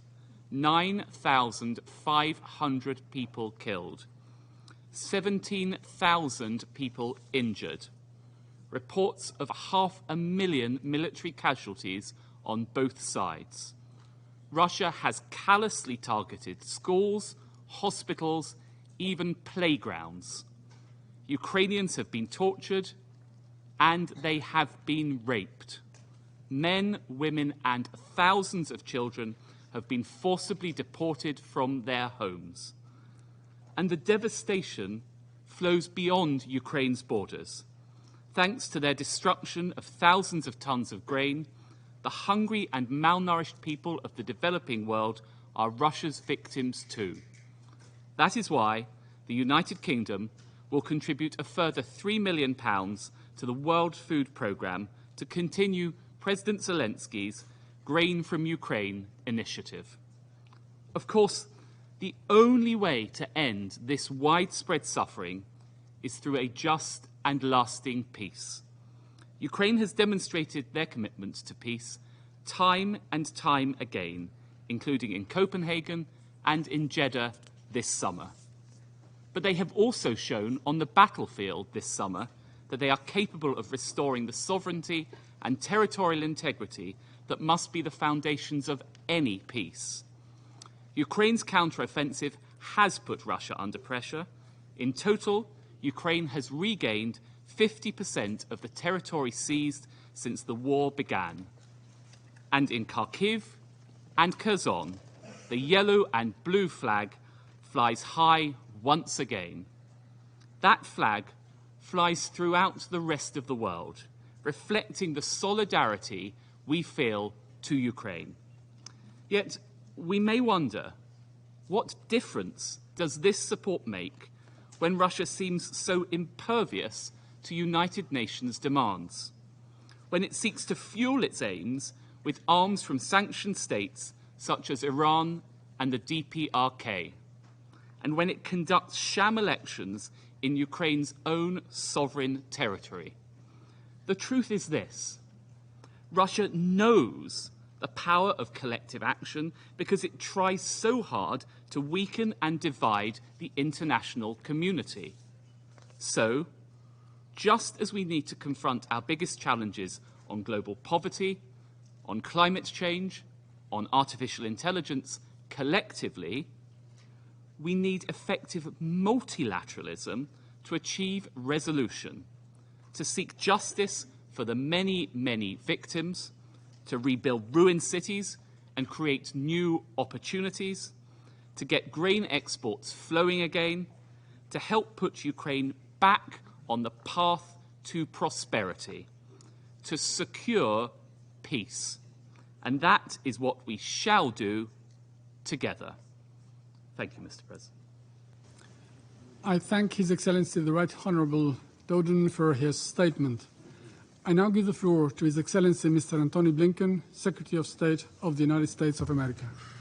Thank you very much. Mr. Prime Minister, thank you for focusing the Security Council on this critically important issue. And Mr. Secretary General, thank you for the moral clarity that you've shown in dealing with Russia's war against Ukraine. We're grateful to have been able to welcome President Zelenskyy to this council table, and we thank him. We thank him for reminding us yesterday, today, and every day what's at stake in this conflict, not just for Ukraine, not just for Ukrainians, but for all of us. Fellow council members, 2 weeks ago, I was in Yehidny, a small Ukrainian town about 2 hours north of Kyiv. Russian forces seized the village in the first days of the invasion. They went door to door, rounding up residents at gunpoint, marching them to the local elementary school, where Russian soldiers had set up a command post. Then, soldiers forced more than 300 civilians, mostly women, children, and elderly people, into a basement not fit for human habitation. Just a few small rooms, no windows, no circulation, no running water.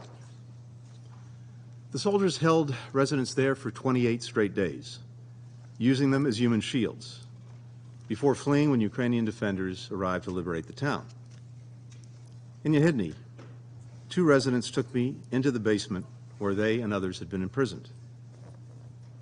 My guides said that they were packed together so tightly that they could barely breathe. There was no room to sit, let alone lie down. When they cried out to their captors that people were sick and needed medical care, a Russian soldier yelled back, "Let them die." My guide pointed to 2 handwritten lists of names on the basement wall. One was for the villagers that Russian forces had executed. The other for the people who died in the basement. The oldest victim was 93 years old. The youngest, 6 weeks old.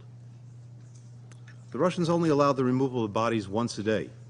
So children, parents, husbands, and wives were forced to spend hours next to the corpses of their loved ones. I begin here because from the comfortable distance of this chamber, it's really easy to lose sight of what it's like for Ukrainian victims of Russian aggression. This is what happened in just one building, in one community in Ukraine. There are so many others like it. In the last week alone, Russia has bombed apartment buildings in Kryvyi Rih. It's burned down humanitarian aid depots in Lviv. It's demolished grain silos in Odessa. It shelled 8 communities in Sumy in a single day. This is what Ukrainian families are living through every day. It's what they've experienced for 574 days of this full-scale invasion.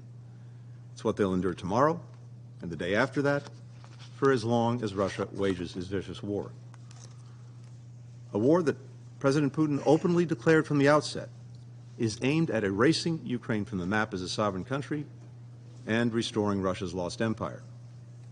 In this war, there is an aggressor and there is a victim. One side is attacking the core principles of the UN Charter. The other fights to defend them.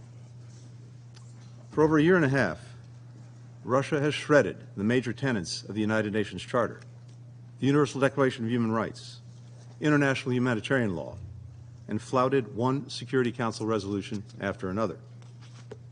Let's review. First, Russia's invasion itself violates the central pillar of the UN Charter, respect for the sovereignty and territorial integrity of all nations. Second, Russia is committing war crimes and crimes against humanity in Ukraine on an almost daily basis. Third, Russia continues to engage in reckless nuclear saber-rattling, announcing that it's stationing nuclear weapons in Belarus and continuing to use Europe's biggest nuclear power plant and its employees as a shield for its aggression, risking catastrophic consequences.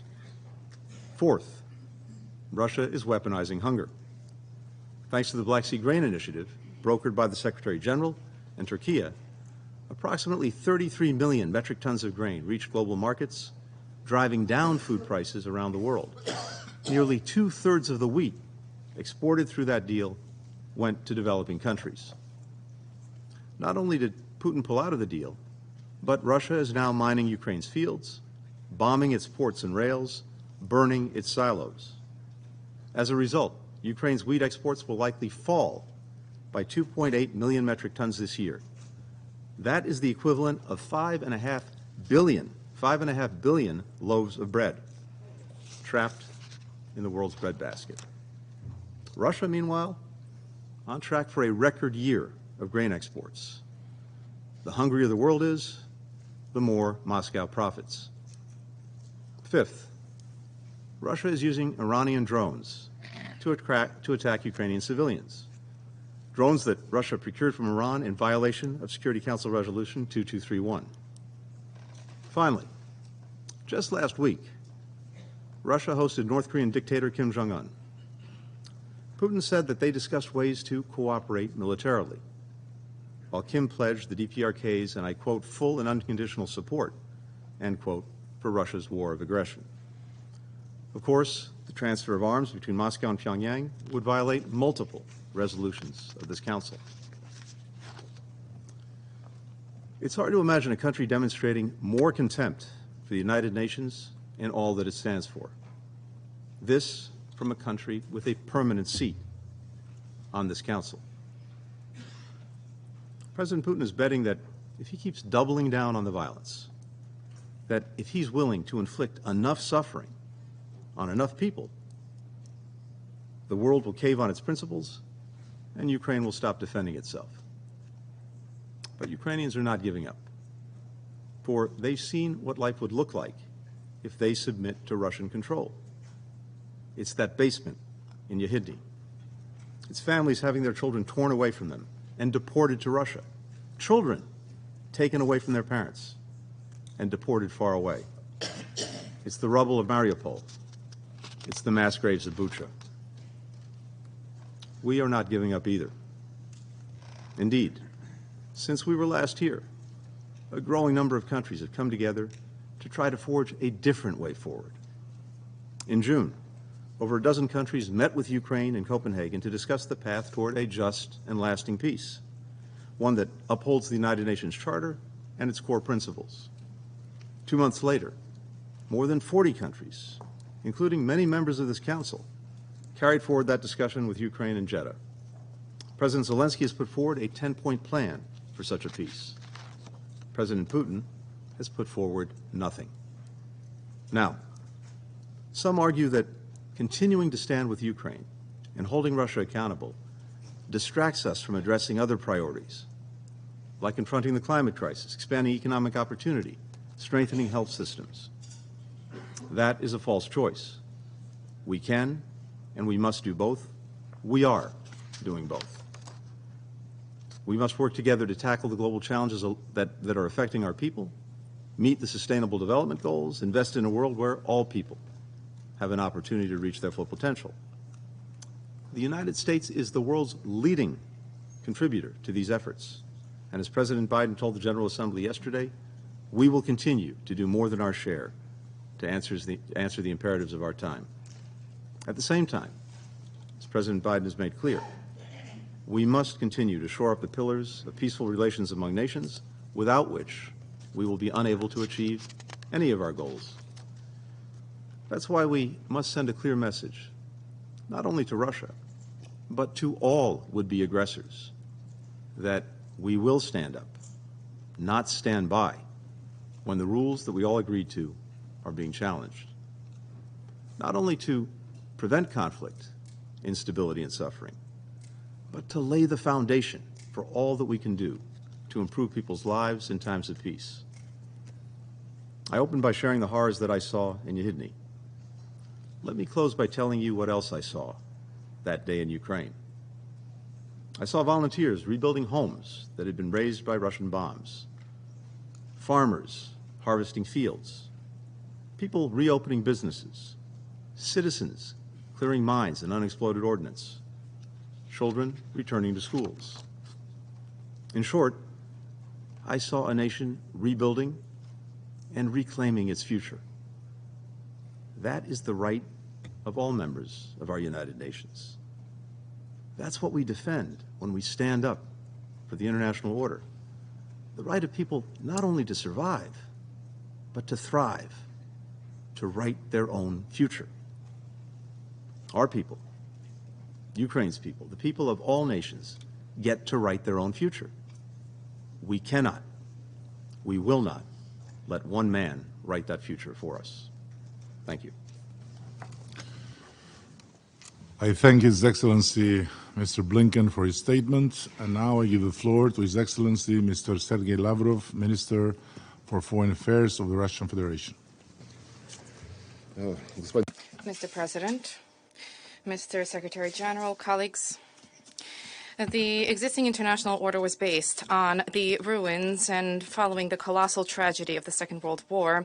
Its basis was the Charter of the United Nations, became the Charter of the United Nations, the key source of modern international law, largely thanks to thanks to the United Nations, a new world war was averted, a new world war which was fraught with nuclear disaster. Unfortunately, after the end of the Cold War, the collective West, led by the U.S., single-handedly decided that it would determine fates of all of humankind, and with its complex of superiority began to more frequently and broadly ignore the legacy of the founding fathers of the United Nations. Today, the West turns selectively to norms and principles on a case-by-case basis, exclusively based on their parochial geopolitical needs. This has resulted in a shaking of global stability, as well as the exacerbation and the fomenting of new hotbeds of tension. Risks of global conflict have heightened. In order to curb them, in order to bring things on a peaceful path, the Russian Federation has and continues to insist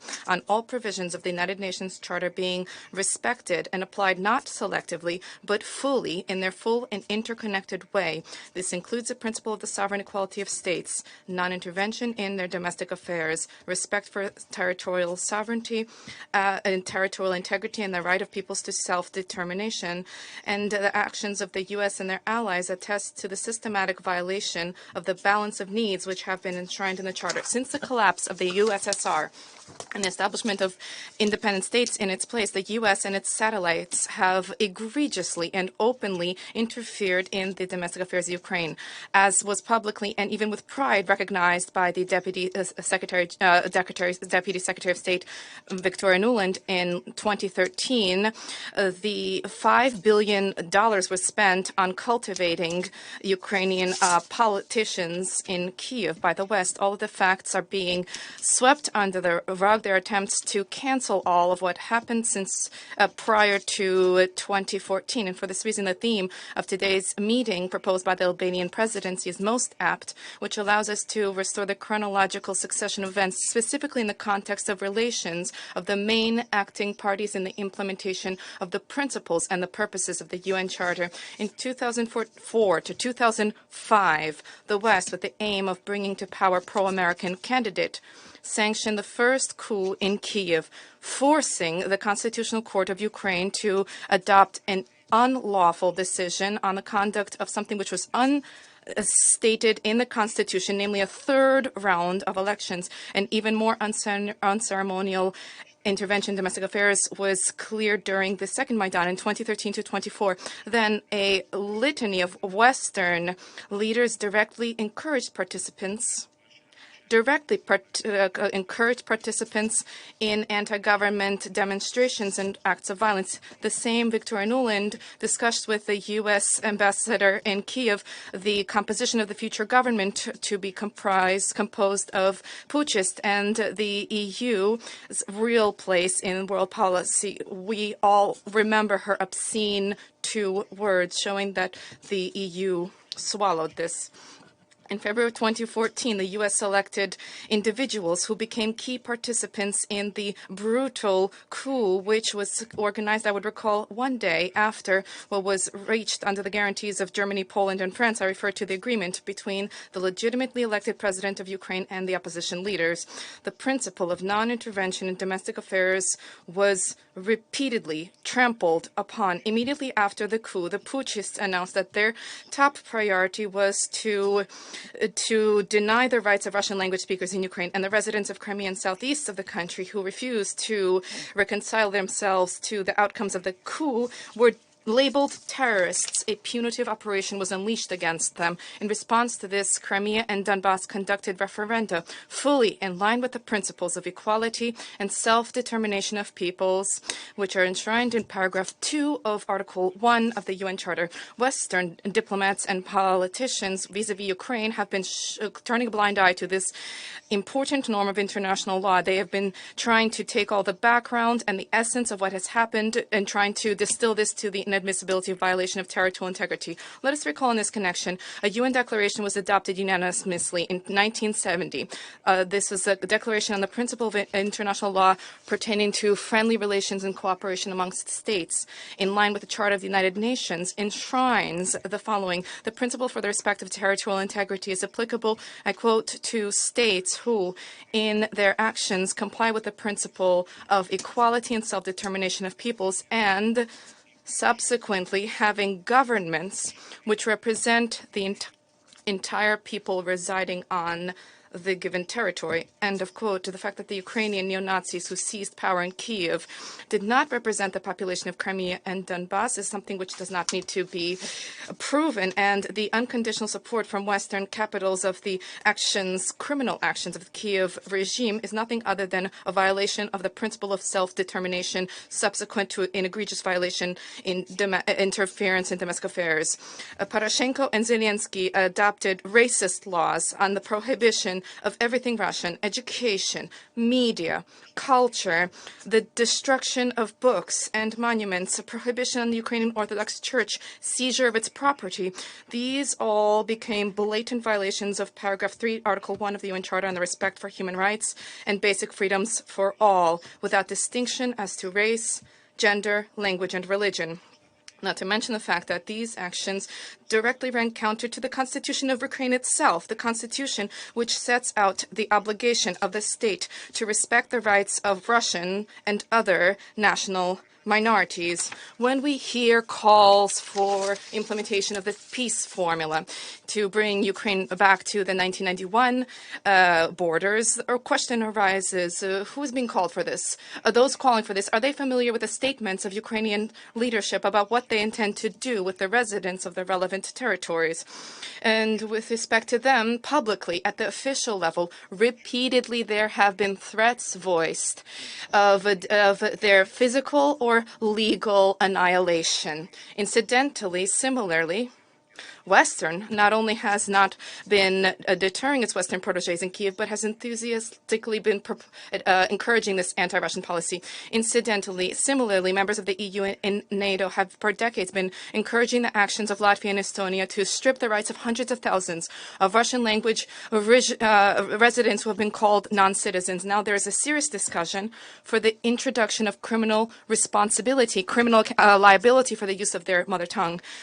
Senior officials officially state that the spread of information about the possibility of remote school programs, that this possibility needs to be considered as something almost a threat to national security, which requires the attention of law enforcement bodies. Turning back to Ukraine, in February 2015, the Minsk agreements were reached, and this included they were approved by a Special Security Council resolution fully in line with Article 36 of the Charter, which supports, I quote, any procedure for the resolution of disputes that was adopted by the parties. In this specific case, Kiev, Donetsk, and Lugansk. However, last year, all of the signatories of the Minsk agreements, except for Mr. Putin, I refer to Merkel, Hollande, and Poroshenko, publicly, and with some kind of pleasure even, recognized that having signed this document, they had no intention of implementing it. They were simply looking to gain time to shore up the military capability of Ukraine and to funnel weapons into the country to be used against Russia. For all of these years, if the EU and NATO directly supported the sabotage of the Minsk agreements, encouraged the Kiev regime to use force to address problems in Donbass, and this was all in breach of Article 25 of the Charter, according to which all members of the United Nations agreed to accept and carry out the decisions of the Security Council. Let us recall that the package with the Minsk agreements, the heads of Russia, Germany, France, and Ukraine signed a declaration where Berlin and Paris assumed an obligation to do a lot, including to help to restore the banking system in Donbass. But they didn't move a finger. They merely observed how, contrary to all of those obligations, Poroshenko announced a trade, economic, and transport blockade against Donbass. In that same declaration, Berlin and Paris assumed an obligation to comply with a trilateral agreement in the EU, Russia, Ukraine format to practically resolve issues of concern to Russia in the area of trade, as well as to advance the establishment of a shared humanitarian economic space from Atlantic to the Pacific, I quote. This declaration was also endorsed by the Security Council and was also subject to implementation in line with Article 25. But this obligation also of the leaders of Germany and France was an empty promise and yet another violation of Charter principles. Recently, the foreign minister of Gromyko, the Soviet Union prime minister, said better to have 10 years of negotiations rather than a day of war. Following this, we have been engaged in painstaking negotiations, reaching agreements on European security. We approved the founding Russia-NATO Act. We adopted at the highest level the OSCE Declaration on the Indivisibility of Security in 1999 and in 2010. And beginning with 2015, we insisted on the unconditional implementation of the Minsk agreements, which emerged as a result of negotiations. And this is all fully in line with the Charter of the United Nations, which demands, I quote, to ensure conditions for the just and respect for obligations which emanate from treaties and other sources of international law, I quote. End of quote. And Western colleagues trampled upon this principle as well when they signed onto these documents, knowing in advance that they had no intention, would not comply with this. This has been repeatedly seen, and Mr. Putin referred to this repeatedly, including recently. And I'd like to remind the distinguished Secretary of State that President Zelenskyy signed a decree prohibiting the conduct of negotiations with the government of Putin. If the U.S. is so interested in them, I don't think it would be very difficult to give the command for the decree of Zelenskyy to be lifted.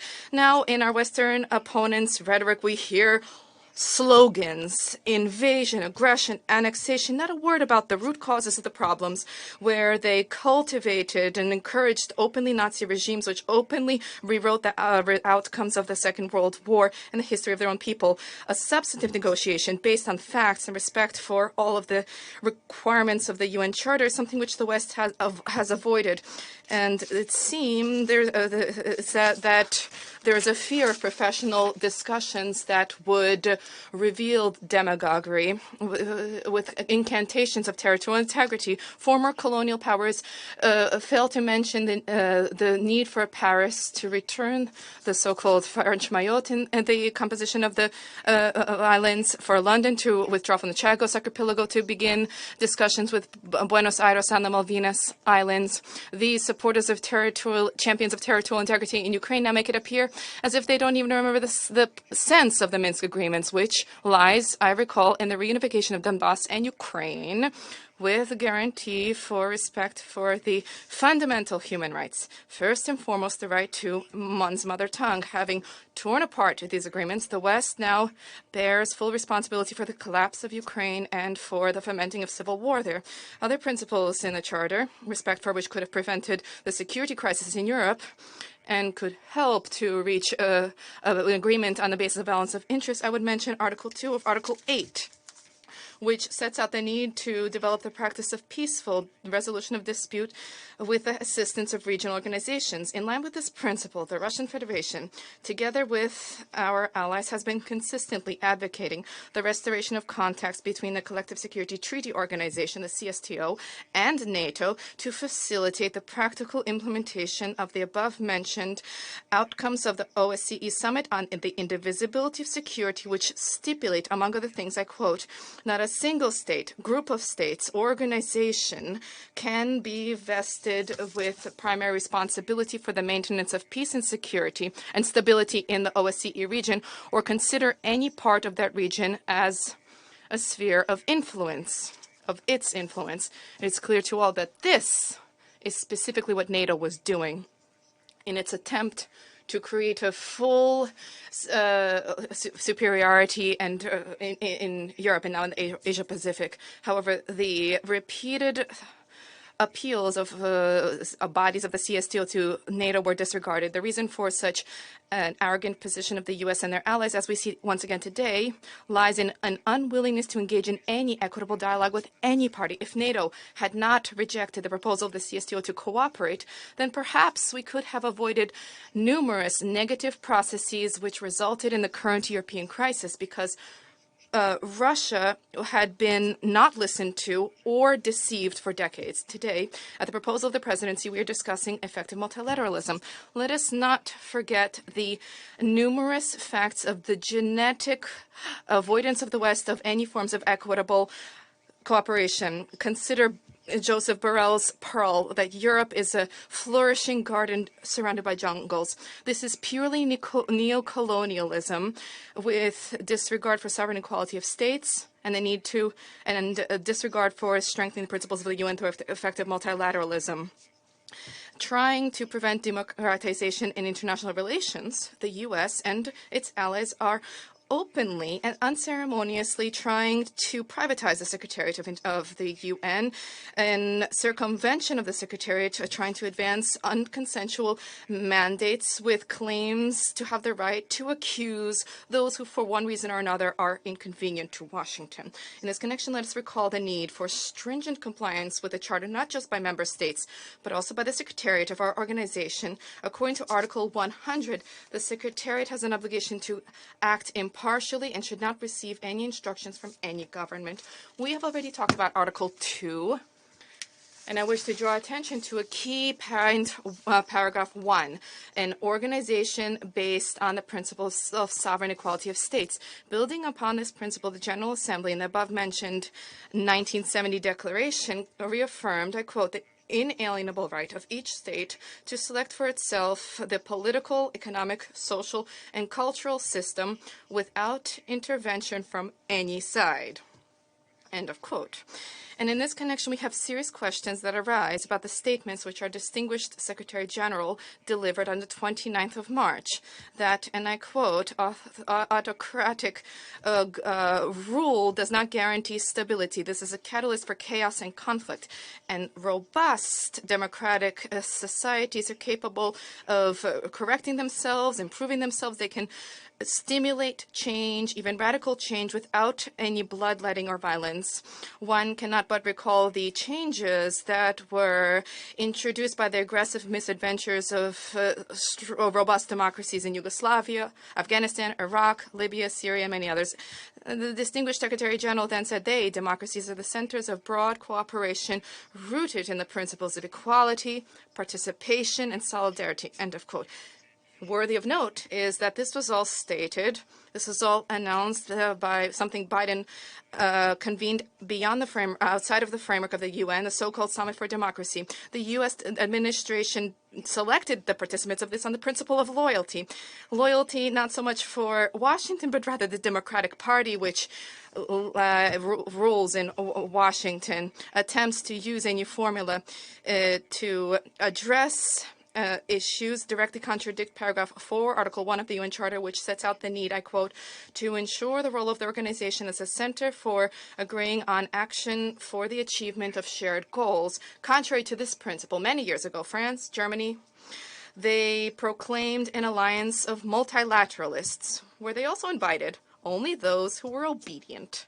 And this in and of itself once again points to the unshakable nature of the colonialist mentality and the view of the initiators of this meeting vis-a-vis the principle of effective multilateralism. In parallel, there was a narrative that was imposed about the European Union as the ideal of multilateralism. Now there are calls from Brussels to expand the membership of the EU as soon as possible to include specifically the Balkan countries.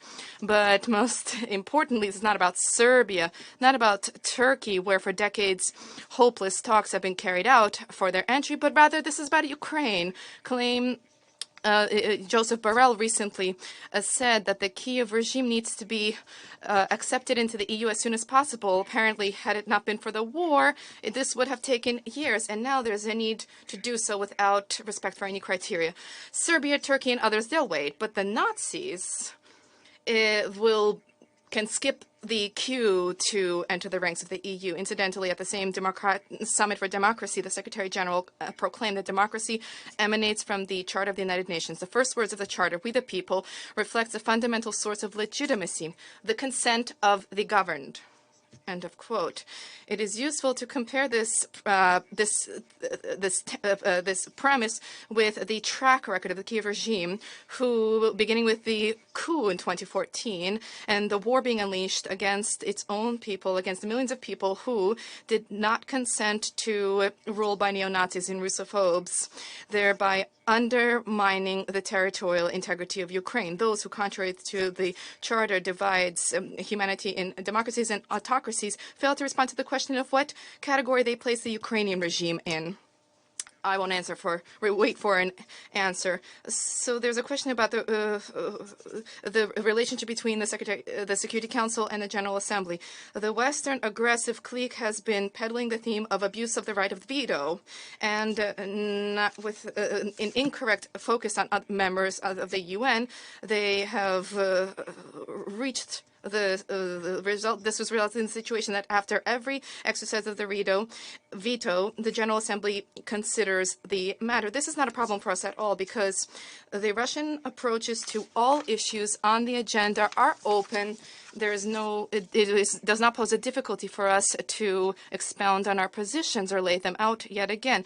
And the right to a veto is an absolutely legitimate instrument which is stipulated in the Charter of the United Nations to prevent the adoption of decisions that would divide the organization. But if the procedure for discussion of the General Assembly of applications of the veto was approved, since this was approved, then why not consider why certain resolutions without any veto were that were adopted, including those many years ago, but are not being implemented, despite the provisions of Article 25 of the Charter. Why would the General Assembly not consider the reasons behind this? This includes resolutions of the Security Council of Palestine and the whole range of issues related to the Middle East, the JCPOA, Resolution 2202, which approved the Minsk agreements on Ukraine. Also worthy of attention is the problem linked to sanctions regimes. This is now a norm. The Security Council, after protracted negotiations, fully in line with the Charter, adopt sanctions against a specific country.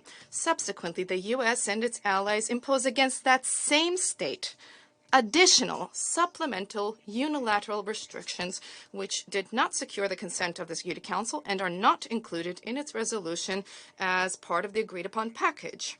This includes another very egregious example. Berlin, Paris, and London just adopted a decision through their national legislative bodies, for example, to extend restrictions against Iran that were set to expire in October, which are subject to legal conclusion in line with Resolution 2231. So the Security Council has determined that they have expired, but those countries decide that they decide on the rules. After this, any adoption of a council of sanctions, there is a need to consider the question of the adoption of any sanctions by the Security Council not be overridden by the desires of others.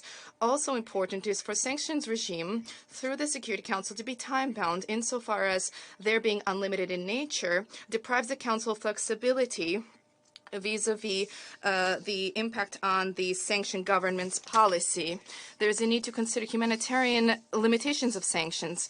For sanctions projects introduced at the Security Council should be accompanied by assessments about their consequences through consequences by humanitarian agencies of the UN, rather than being accompanied by demagogical exhortations of Western colleagues that ordinary people will not suffer.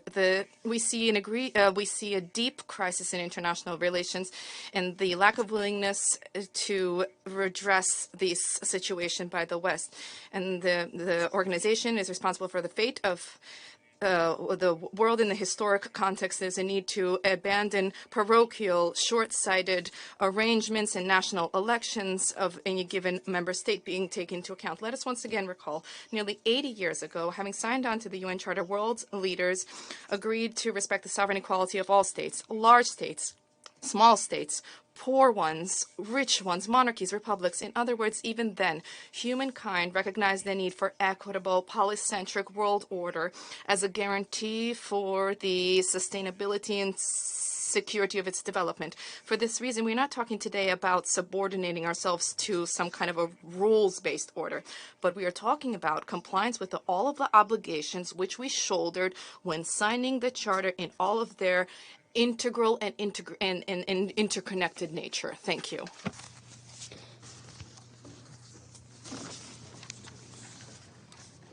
I thank His Excellency, Mr. Sergei Lavrov, and now I give the floor to Her Excellency, Mrs. Catherine Colonna, Minister of Foreign Affairs and Europe for the Republic of France.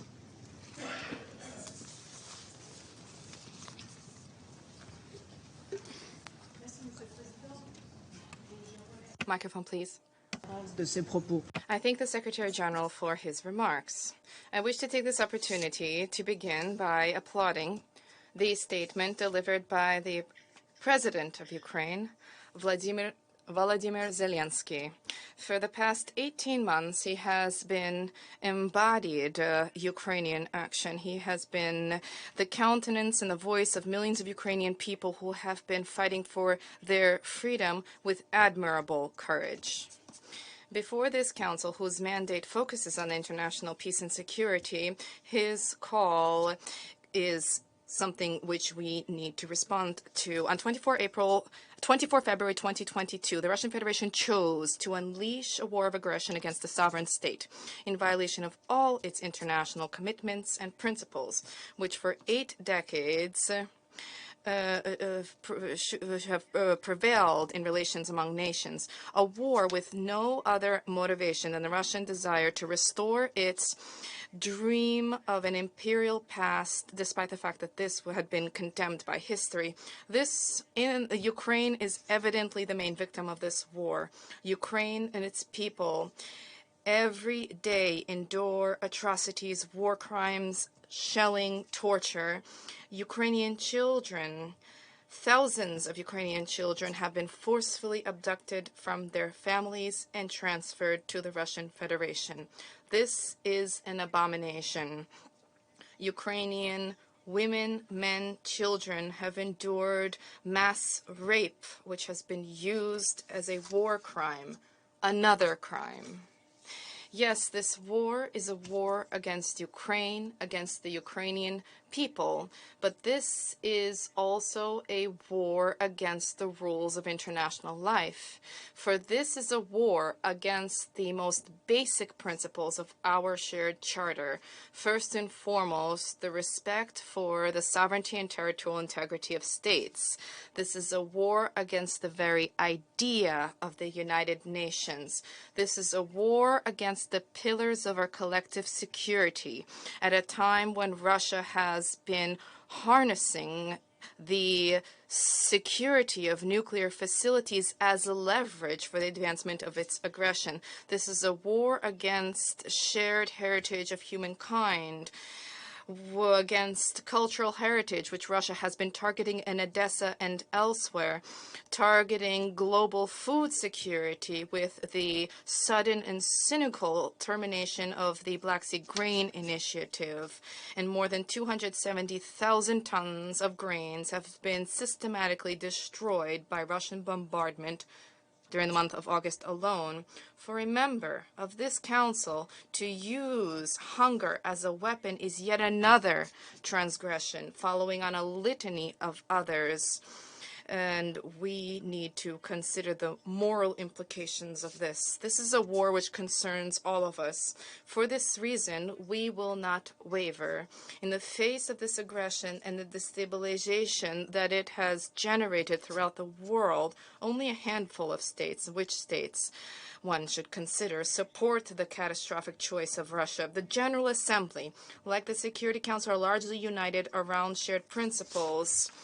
How is it possible to position back-to-back the aggressor and the aggressed? This approach delivers neither peace nor justice nor stability.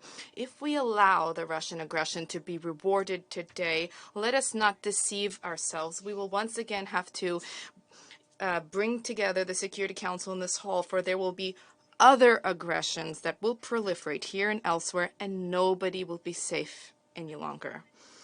Mr. President, almost all countries present here at this table have, in their more or less recent history, endured the trauma of war. They experienced this firsthand, the destruction, the human tragedy which it carries in its wake, and they know that it is never a solution.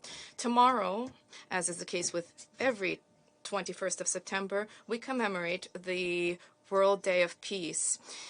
And we have a responsibility and a moral duty to act to end this aggression by Russia. The General Assembly, and the AU, expressly call for.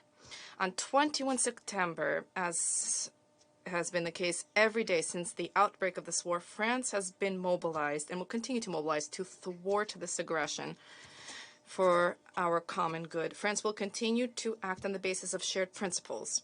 The principle of legitimate defense recognized by our charter. We will continue to pursue military and civil support and civilian support to provide Ukraine with what is necessary for it to resist the aggression.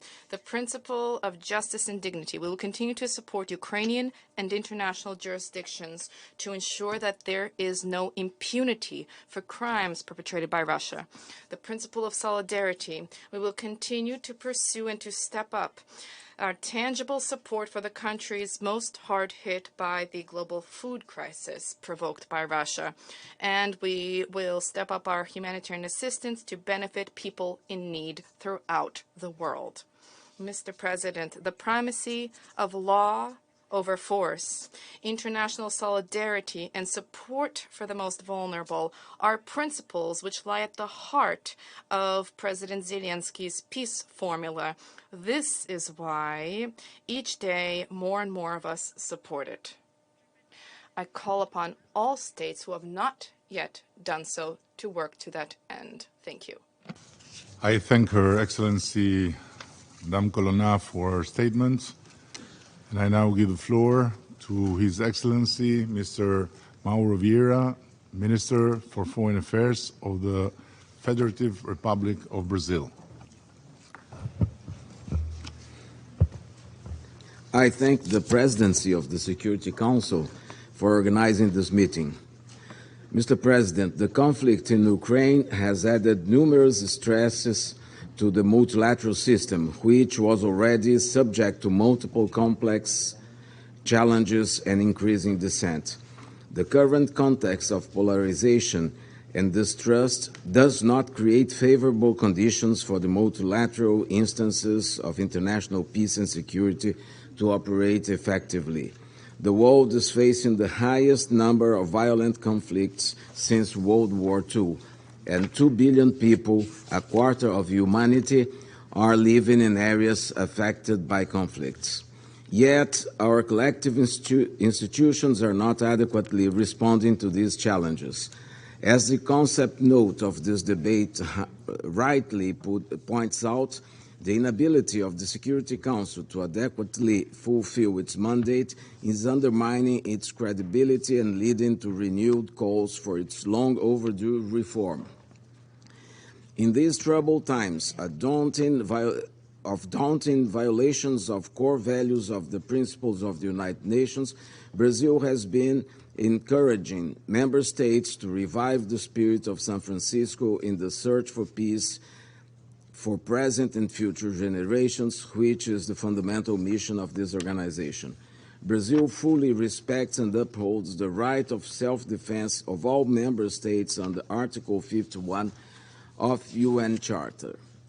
At the same time, we must recognize that the recent escalation in the conflict, with the introduction of even more sophisticated weapons and ammunition, or the inadmissible threat of use of nuclear weapons, seriously undermines peace and security well beyond the battlefield, violating the core principles and provisions of the UN Charter. This dynamic has grave consequences, above all for the civilian population, in particular women and children, who are disproportionately affected by wars. The destruction of civilian infrastructure worsens the humanitarian crisis, especially as winter approaches. Moreover, the persistent threat to the integrity of nuclear facilities risks a catastrophe of unimaginable proportions. Mr. President, as we have consistently noted, the war in Ukraine also affects other regions, especially as developing countries bear the burden of food and energy insecurity. We welcome the Secretary General's effort to explore alternatives to alleviate the suffering of millions of people who once again face hunger or the threat of hunger. Brazil strongly supports a resumption of the Black Sea Grain Initiative under terms that would be acceptable to all concerned parties. Brazil also underscores the need for addressing the root causes of food and energy insecurity, such as excessively high interest rates and external debt that severely impact prices and the ability of developing countries to invest in sustainable food and energy production. The current international financial structure is not well equipped to assist these countries address their major challenges. As recently announced by President Lula, Brazil will launch during our G20 presidency a global alliance against hunger. This is a top priority for Brazil and should be for all of us. Mr. President, it's worrisome that we are witnessing a conflict with such geopolitical reverberations well into the 21st century. We must reserve this course. We must reverse this course. Brazil, along with many others, continue to call for the de-escalation of hostilities, the resumption of dialogue, and a peaceful solution to the conflict. This is an obligation of all member states under Article 33 of the UN Charter. There is no military solution to this conflict, only a political solution that takes into account the purpose and principles of the UN Charter and the legitimate security concerns of all parties will bring lasting peace. The international community will have to assist the parties to come to a negotiated and lasting solution. Brazil is prepared to do its part. Mr. President, the space for diplomacy and peaceful solution is narrowing. We must set aside practices that only deepen divisions instead of contributing to a more peaceful world and work together for a renewed multilateralism. Brazil firmly advocates for mediation and preventive diplomacy as indispensable tools to prevent the escalation of crisis. With this view, Brazil has been engaged in several fora to deal with the Ukrainian crisis. We have sent high representatives to Copenhagen and Jeddah. We have also spoken bilaterally to the concerned parties. We strongly encourage that in these conversations, both parties should be heard and their views carefully taken into consideration. Talking to only one part or the other will not help advancing the cause of durable peace. A comprehensive approach, as suggested, will be the only way forward to enable peaceful negotiations. With that in mind, we will organize next month, during our presidency of the Security Council, a high-level open debate on the contributions of regional, sub-regional, and bilateral arrangements to the prevention and peaceful resolution of disputes. I count on your participation in October. Thank you, Mr. President. I thank His Excellency Mr. Vieira for his statement, and now I give the floor to Her Excellency Mrs. Mariam Al-Mairi, Minister of Climate Change and Environment, Chief of the International Affairs Office at the Presidential Court of the United Arab Emirates. Thank you, Mr. President. I extend my gratitude to Secretary General Guterres for his valuable briefing and wish to acknowledge the heads of state and government and other high-level representatives present today. I also welcome the participation of President Zelenskyy. I commend Albania for convening this critical open debate. The UAE has long advocated for a peaceful resolution to the war in Ukraine that upholds the UN Charter. The war has wrought a devastating toll on human life, including the displacement of almost 2 out of every 3 children in Ukraine. The country now bears the grim record for the highest concentration of landmines in the world, rendering nearly 1/3 of the country no longer safe due to unexploded ordnance. This conflict has further ravaged food and transport infrastructure. We stress once again the need for all parties to comply with their obligations under international humanitarian law and specifically the protection of those objects indispensable to the survival of the civilian population. We are deeply concerned by the ramifications of the destruction of infrastructure on survivor services, health care, and other critical forms of support, especially on women and children, who already bear the brunt of armed conflict. The UAE has pledged $100 million to help address the humanitarian crisis. We have sent 11 airlifts of relief and medical supplies for children and the elderly, provided more than 2,500 generators, and sent 23 ambulances just this week. The UAE has also provided $4 million in funding for First Lady Olena Zelenskyy's Foundation's programming for orphans. Beyond Ukraine, the war's global ripple effects are evident. especially in the pronounced impact on food security, including in our own region. Let me restate that the UAE remains steadfast in supporting the renewal of the Black Sea Grain Initiative and the full implementation of the MOU on Russian fertilizers and food products, as well as any discussions that support these goals. Mr. President, while crucial, these measures only alleviate rather than end suffering. World leaders, especially this week in the General Assembly, have made clear the global desire for a just and sustainable peace in Ukraine, one that upholds the UN Charter. A diverse set of countries is increasingly coming together around the common cause of peace in Ukraine.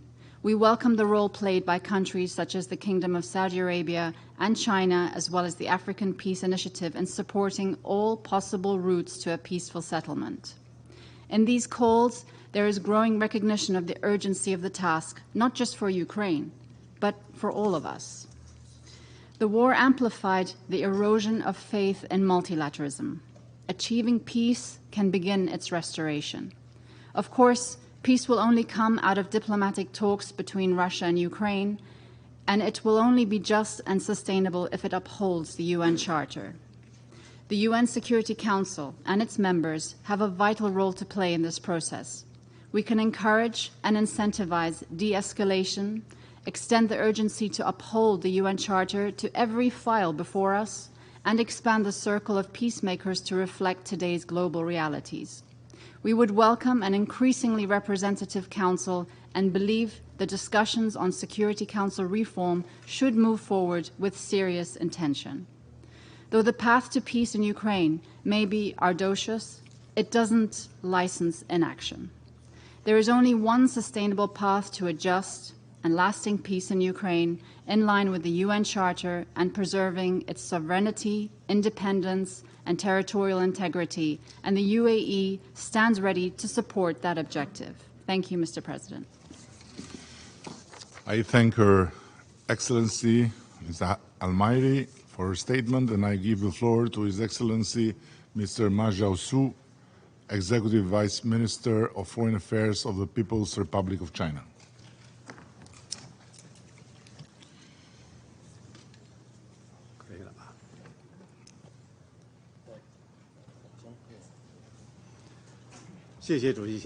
Thank you, Mr. President. Mr. President, China's position on the Ukraine issue is consistent and clear.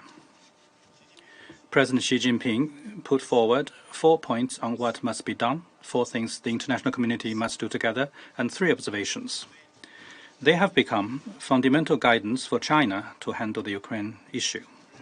We believe that the sovereignty and the territorial integrity of all countries should be respected. The purposes and the principle of the UN Charter observed. The legitimate security concerns of all countries taken seriously, and all efforts conducive to resolving the crisis supported.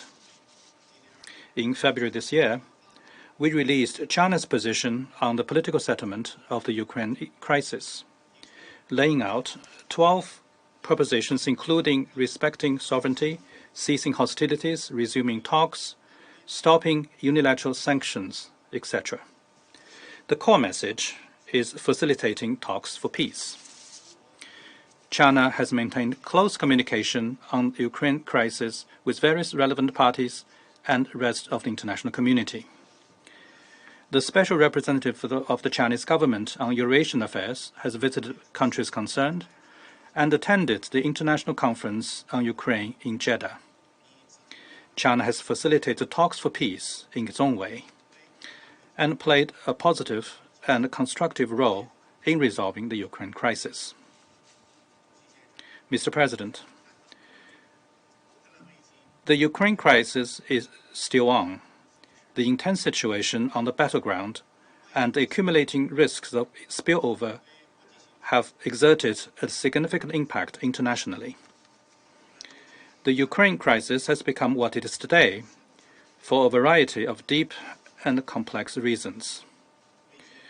A prolonged and expanded Ukraine crisis is in no one's interest. In light of the current situation, I would like to stress on the following 4 points. First, stay committed to facilitating talks for peace. History has proven that conflict produces no winner and war cannot solve problems. The pursuit of one's absolute security, all efforts to stoke bloc confrontation will only intensify disagreement and conflict and will come to no good. However complicated the situation or challenging the task, it is important to stick to the general direction of political settlement, help parties concerned to build consensus, initiate talks for peace, and cease hostilities at an early date. To this end, the international community needs to create necessary conditions and atmosphere. Relevant parties need to take a long view, uphold the vision of common, comprehensive, cooperative, and sustainable security, respect each other's legitimate security concerns, and promote the building of a balanced, effective, and sustainable security architecture in Europe. Second, avoid pouring oil over the fire.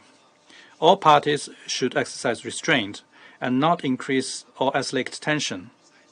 Refrain from taking any initiatives that lead to a steady escalation of the situation, and work to create necessary conditions for political settlement.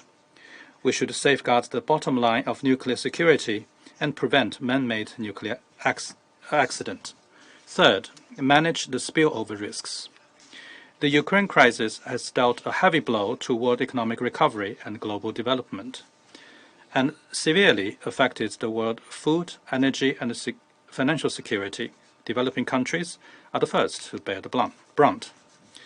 Relevant countries should stop abusing unilateral sanctions and long-arm jurisdiction and protect the security and the smooth operation of global production and supply chains. We support relevant parties in maintaining communication with Russia and Ukraine on the Black Sea Green Deal and assuming the deal on the basis of balanced consideration of the concerns of both sides with a view to earnestly protecting global food security.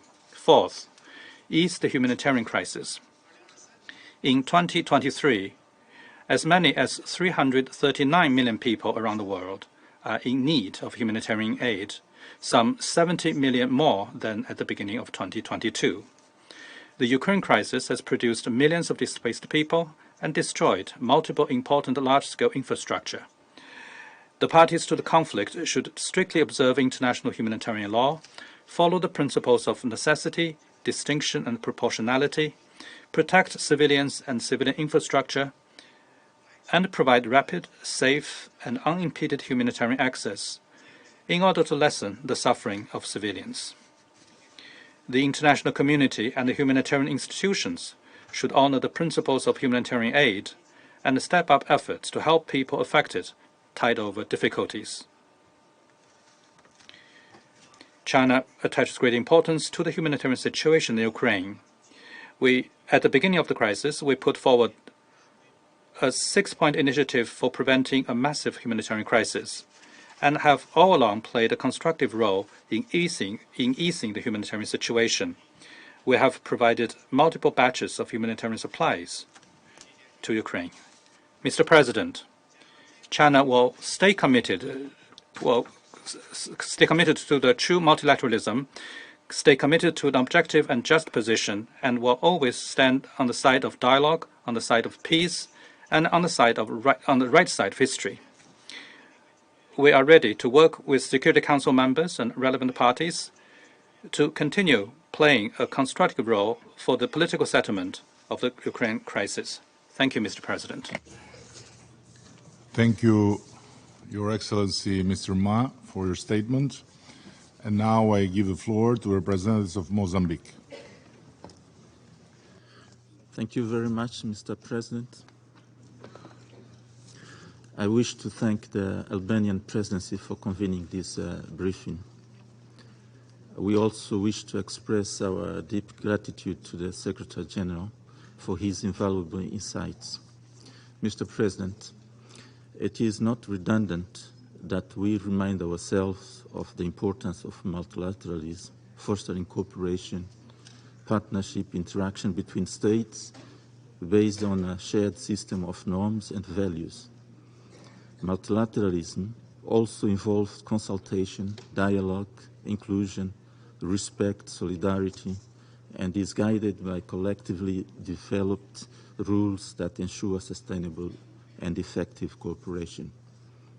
More significantly, the importance of multilateralism lies in its ability to enable us, sovereign states, to solve complex challenges collectively that they could be not overcome individually. By nurturing peace before, during, and after conflicts, multilateralism contributes to sustainable and lasting peace. It is in this regard that the Security Council must play its crucial role in maintaining international peace and security by facilitating political process, protecting civilians, preventing wars, promoting human rights, and restoring the rule of law. Mr. President, this protracted conflict between Russia and Ukraine constitutes a grave risk to the maintenance of global peace and security. This, in essence, perfectly illustrates the struggle multilateralism faces. Despite numerous international appeals, including from this very Council, we are now entering the 574th day of hostilities with mounting civilian casualties and no clear end in sight. It is indeed a 21st century tragedy unfolding under our collective gaze and the scrutiny of the entire world. This conflict unfolds both on the battlefield and amidst a perplexed and divided public opinion, pushing our contemporary multilateral system to its breaking point. Our multilateral system, as we all can attest, has, despite its imperfections, weathered numerous crises. These ongoing crises pose a serious threat to this foundational principle of global stability. Not only has the conflict caused immense suffering for Ukraine and its people, but it has also compounded global food security issues, pushing more individuals into poverty and destabilizing regions far from the conflict's epicenter. Moreover, this conflict impedes our joint efforts to reach vital multilateral milestones like the Sustainable Development Goals, which are a focal topic of this year's General Assembly, and jeopardizes our collective efforts toward non-proliferation. Mr. President, of particular concern to Mozambique is the intensification of military rhetoric and the possibility of further escalation. It is evident that the involved parties continue to prioritize military strategies over dialogue and compromise, increasing the risk of severe miscalculations. We maintain that there can be no purely military resolution to this crisis.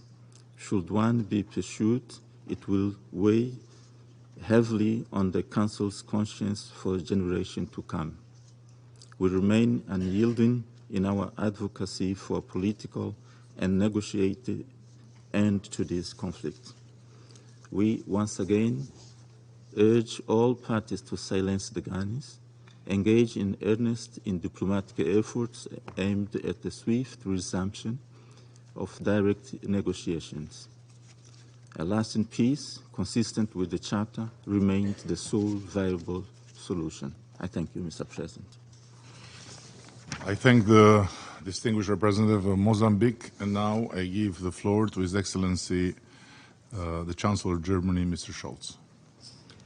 Mr. President, colleagues, excellencies, it has been almost 19 months since Russia started a brutal war of aggression against its sovereign neighbor, Ukraine. Tens of thousands of soldiers and Ukrainian civilians have been killed. Countless Ukrainian children have been abducted.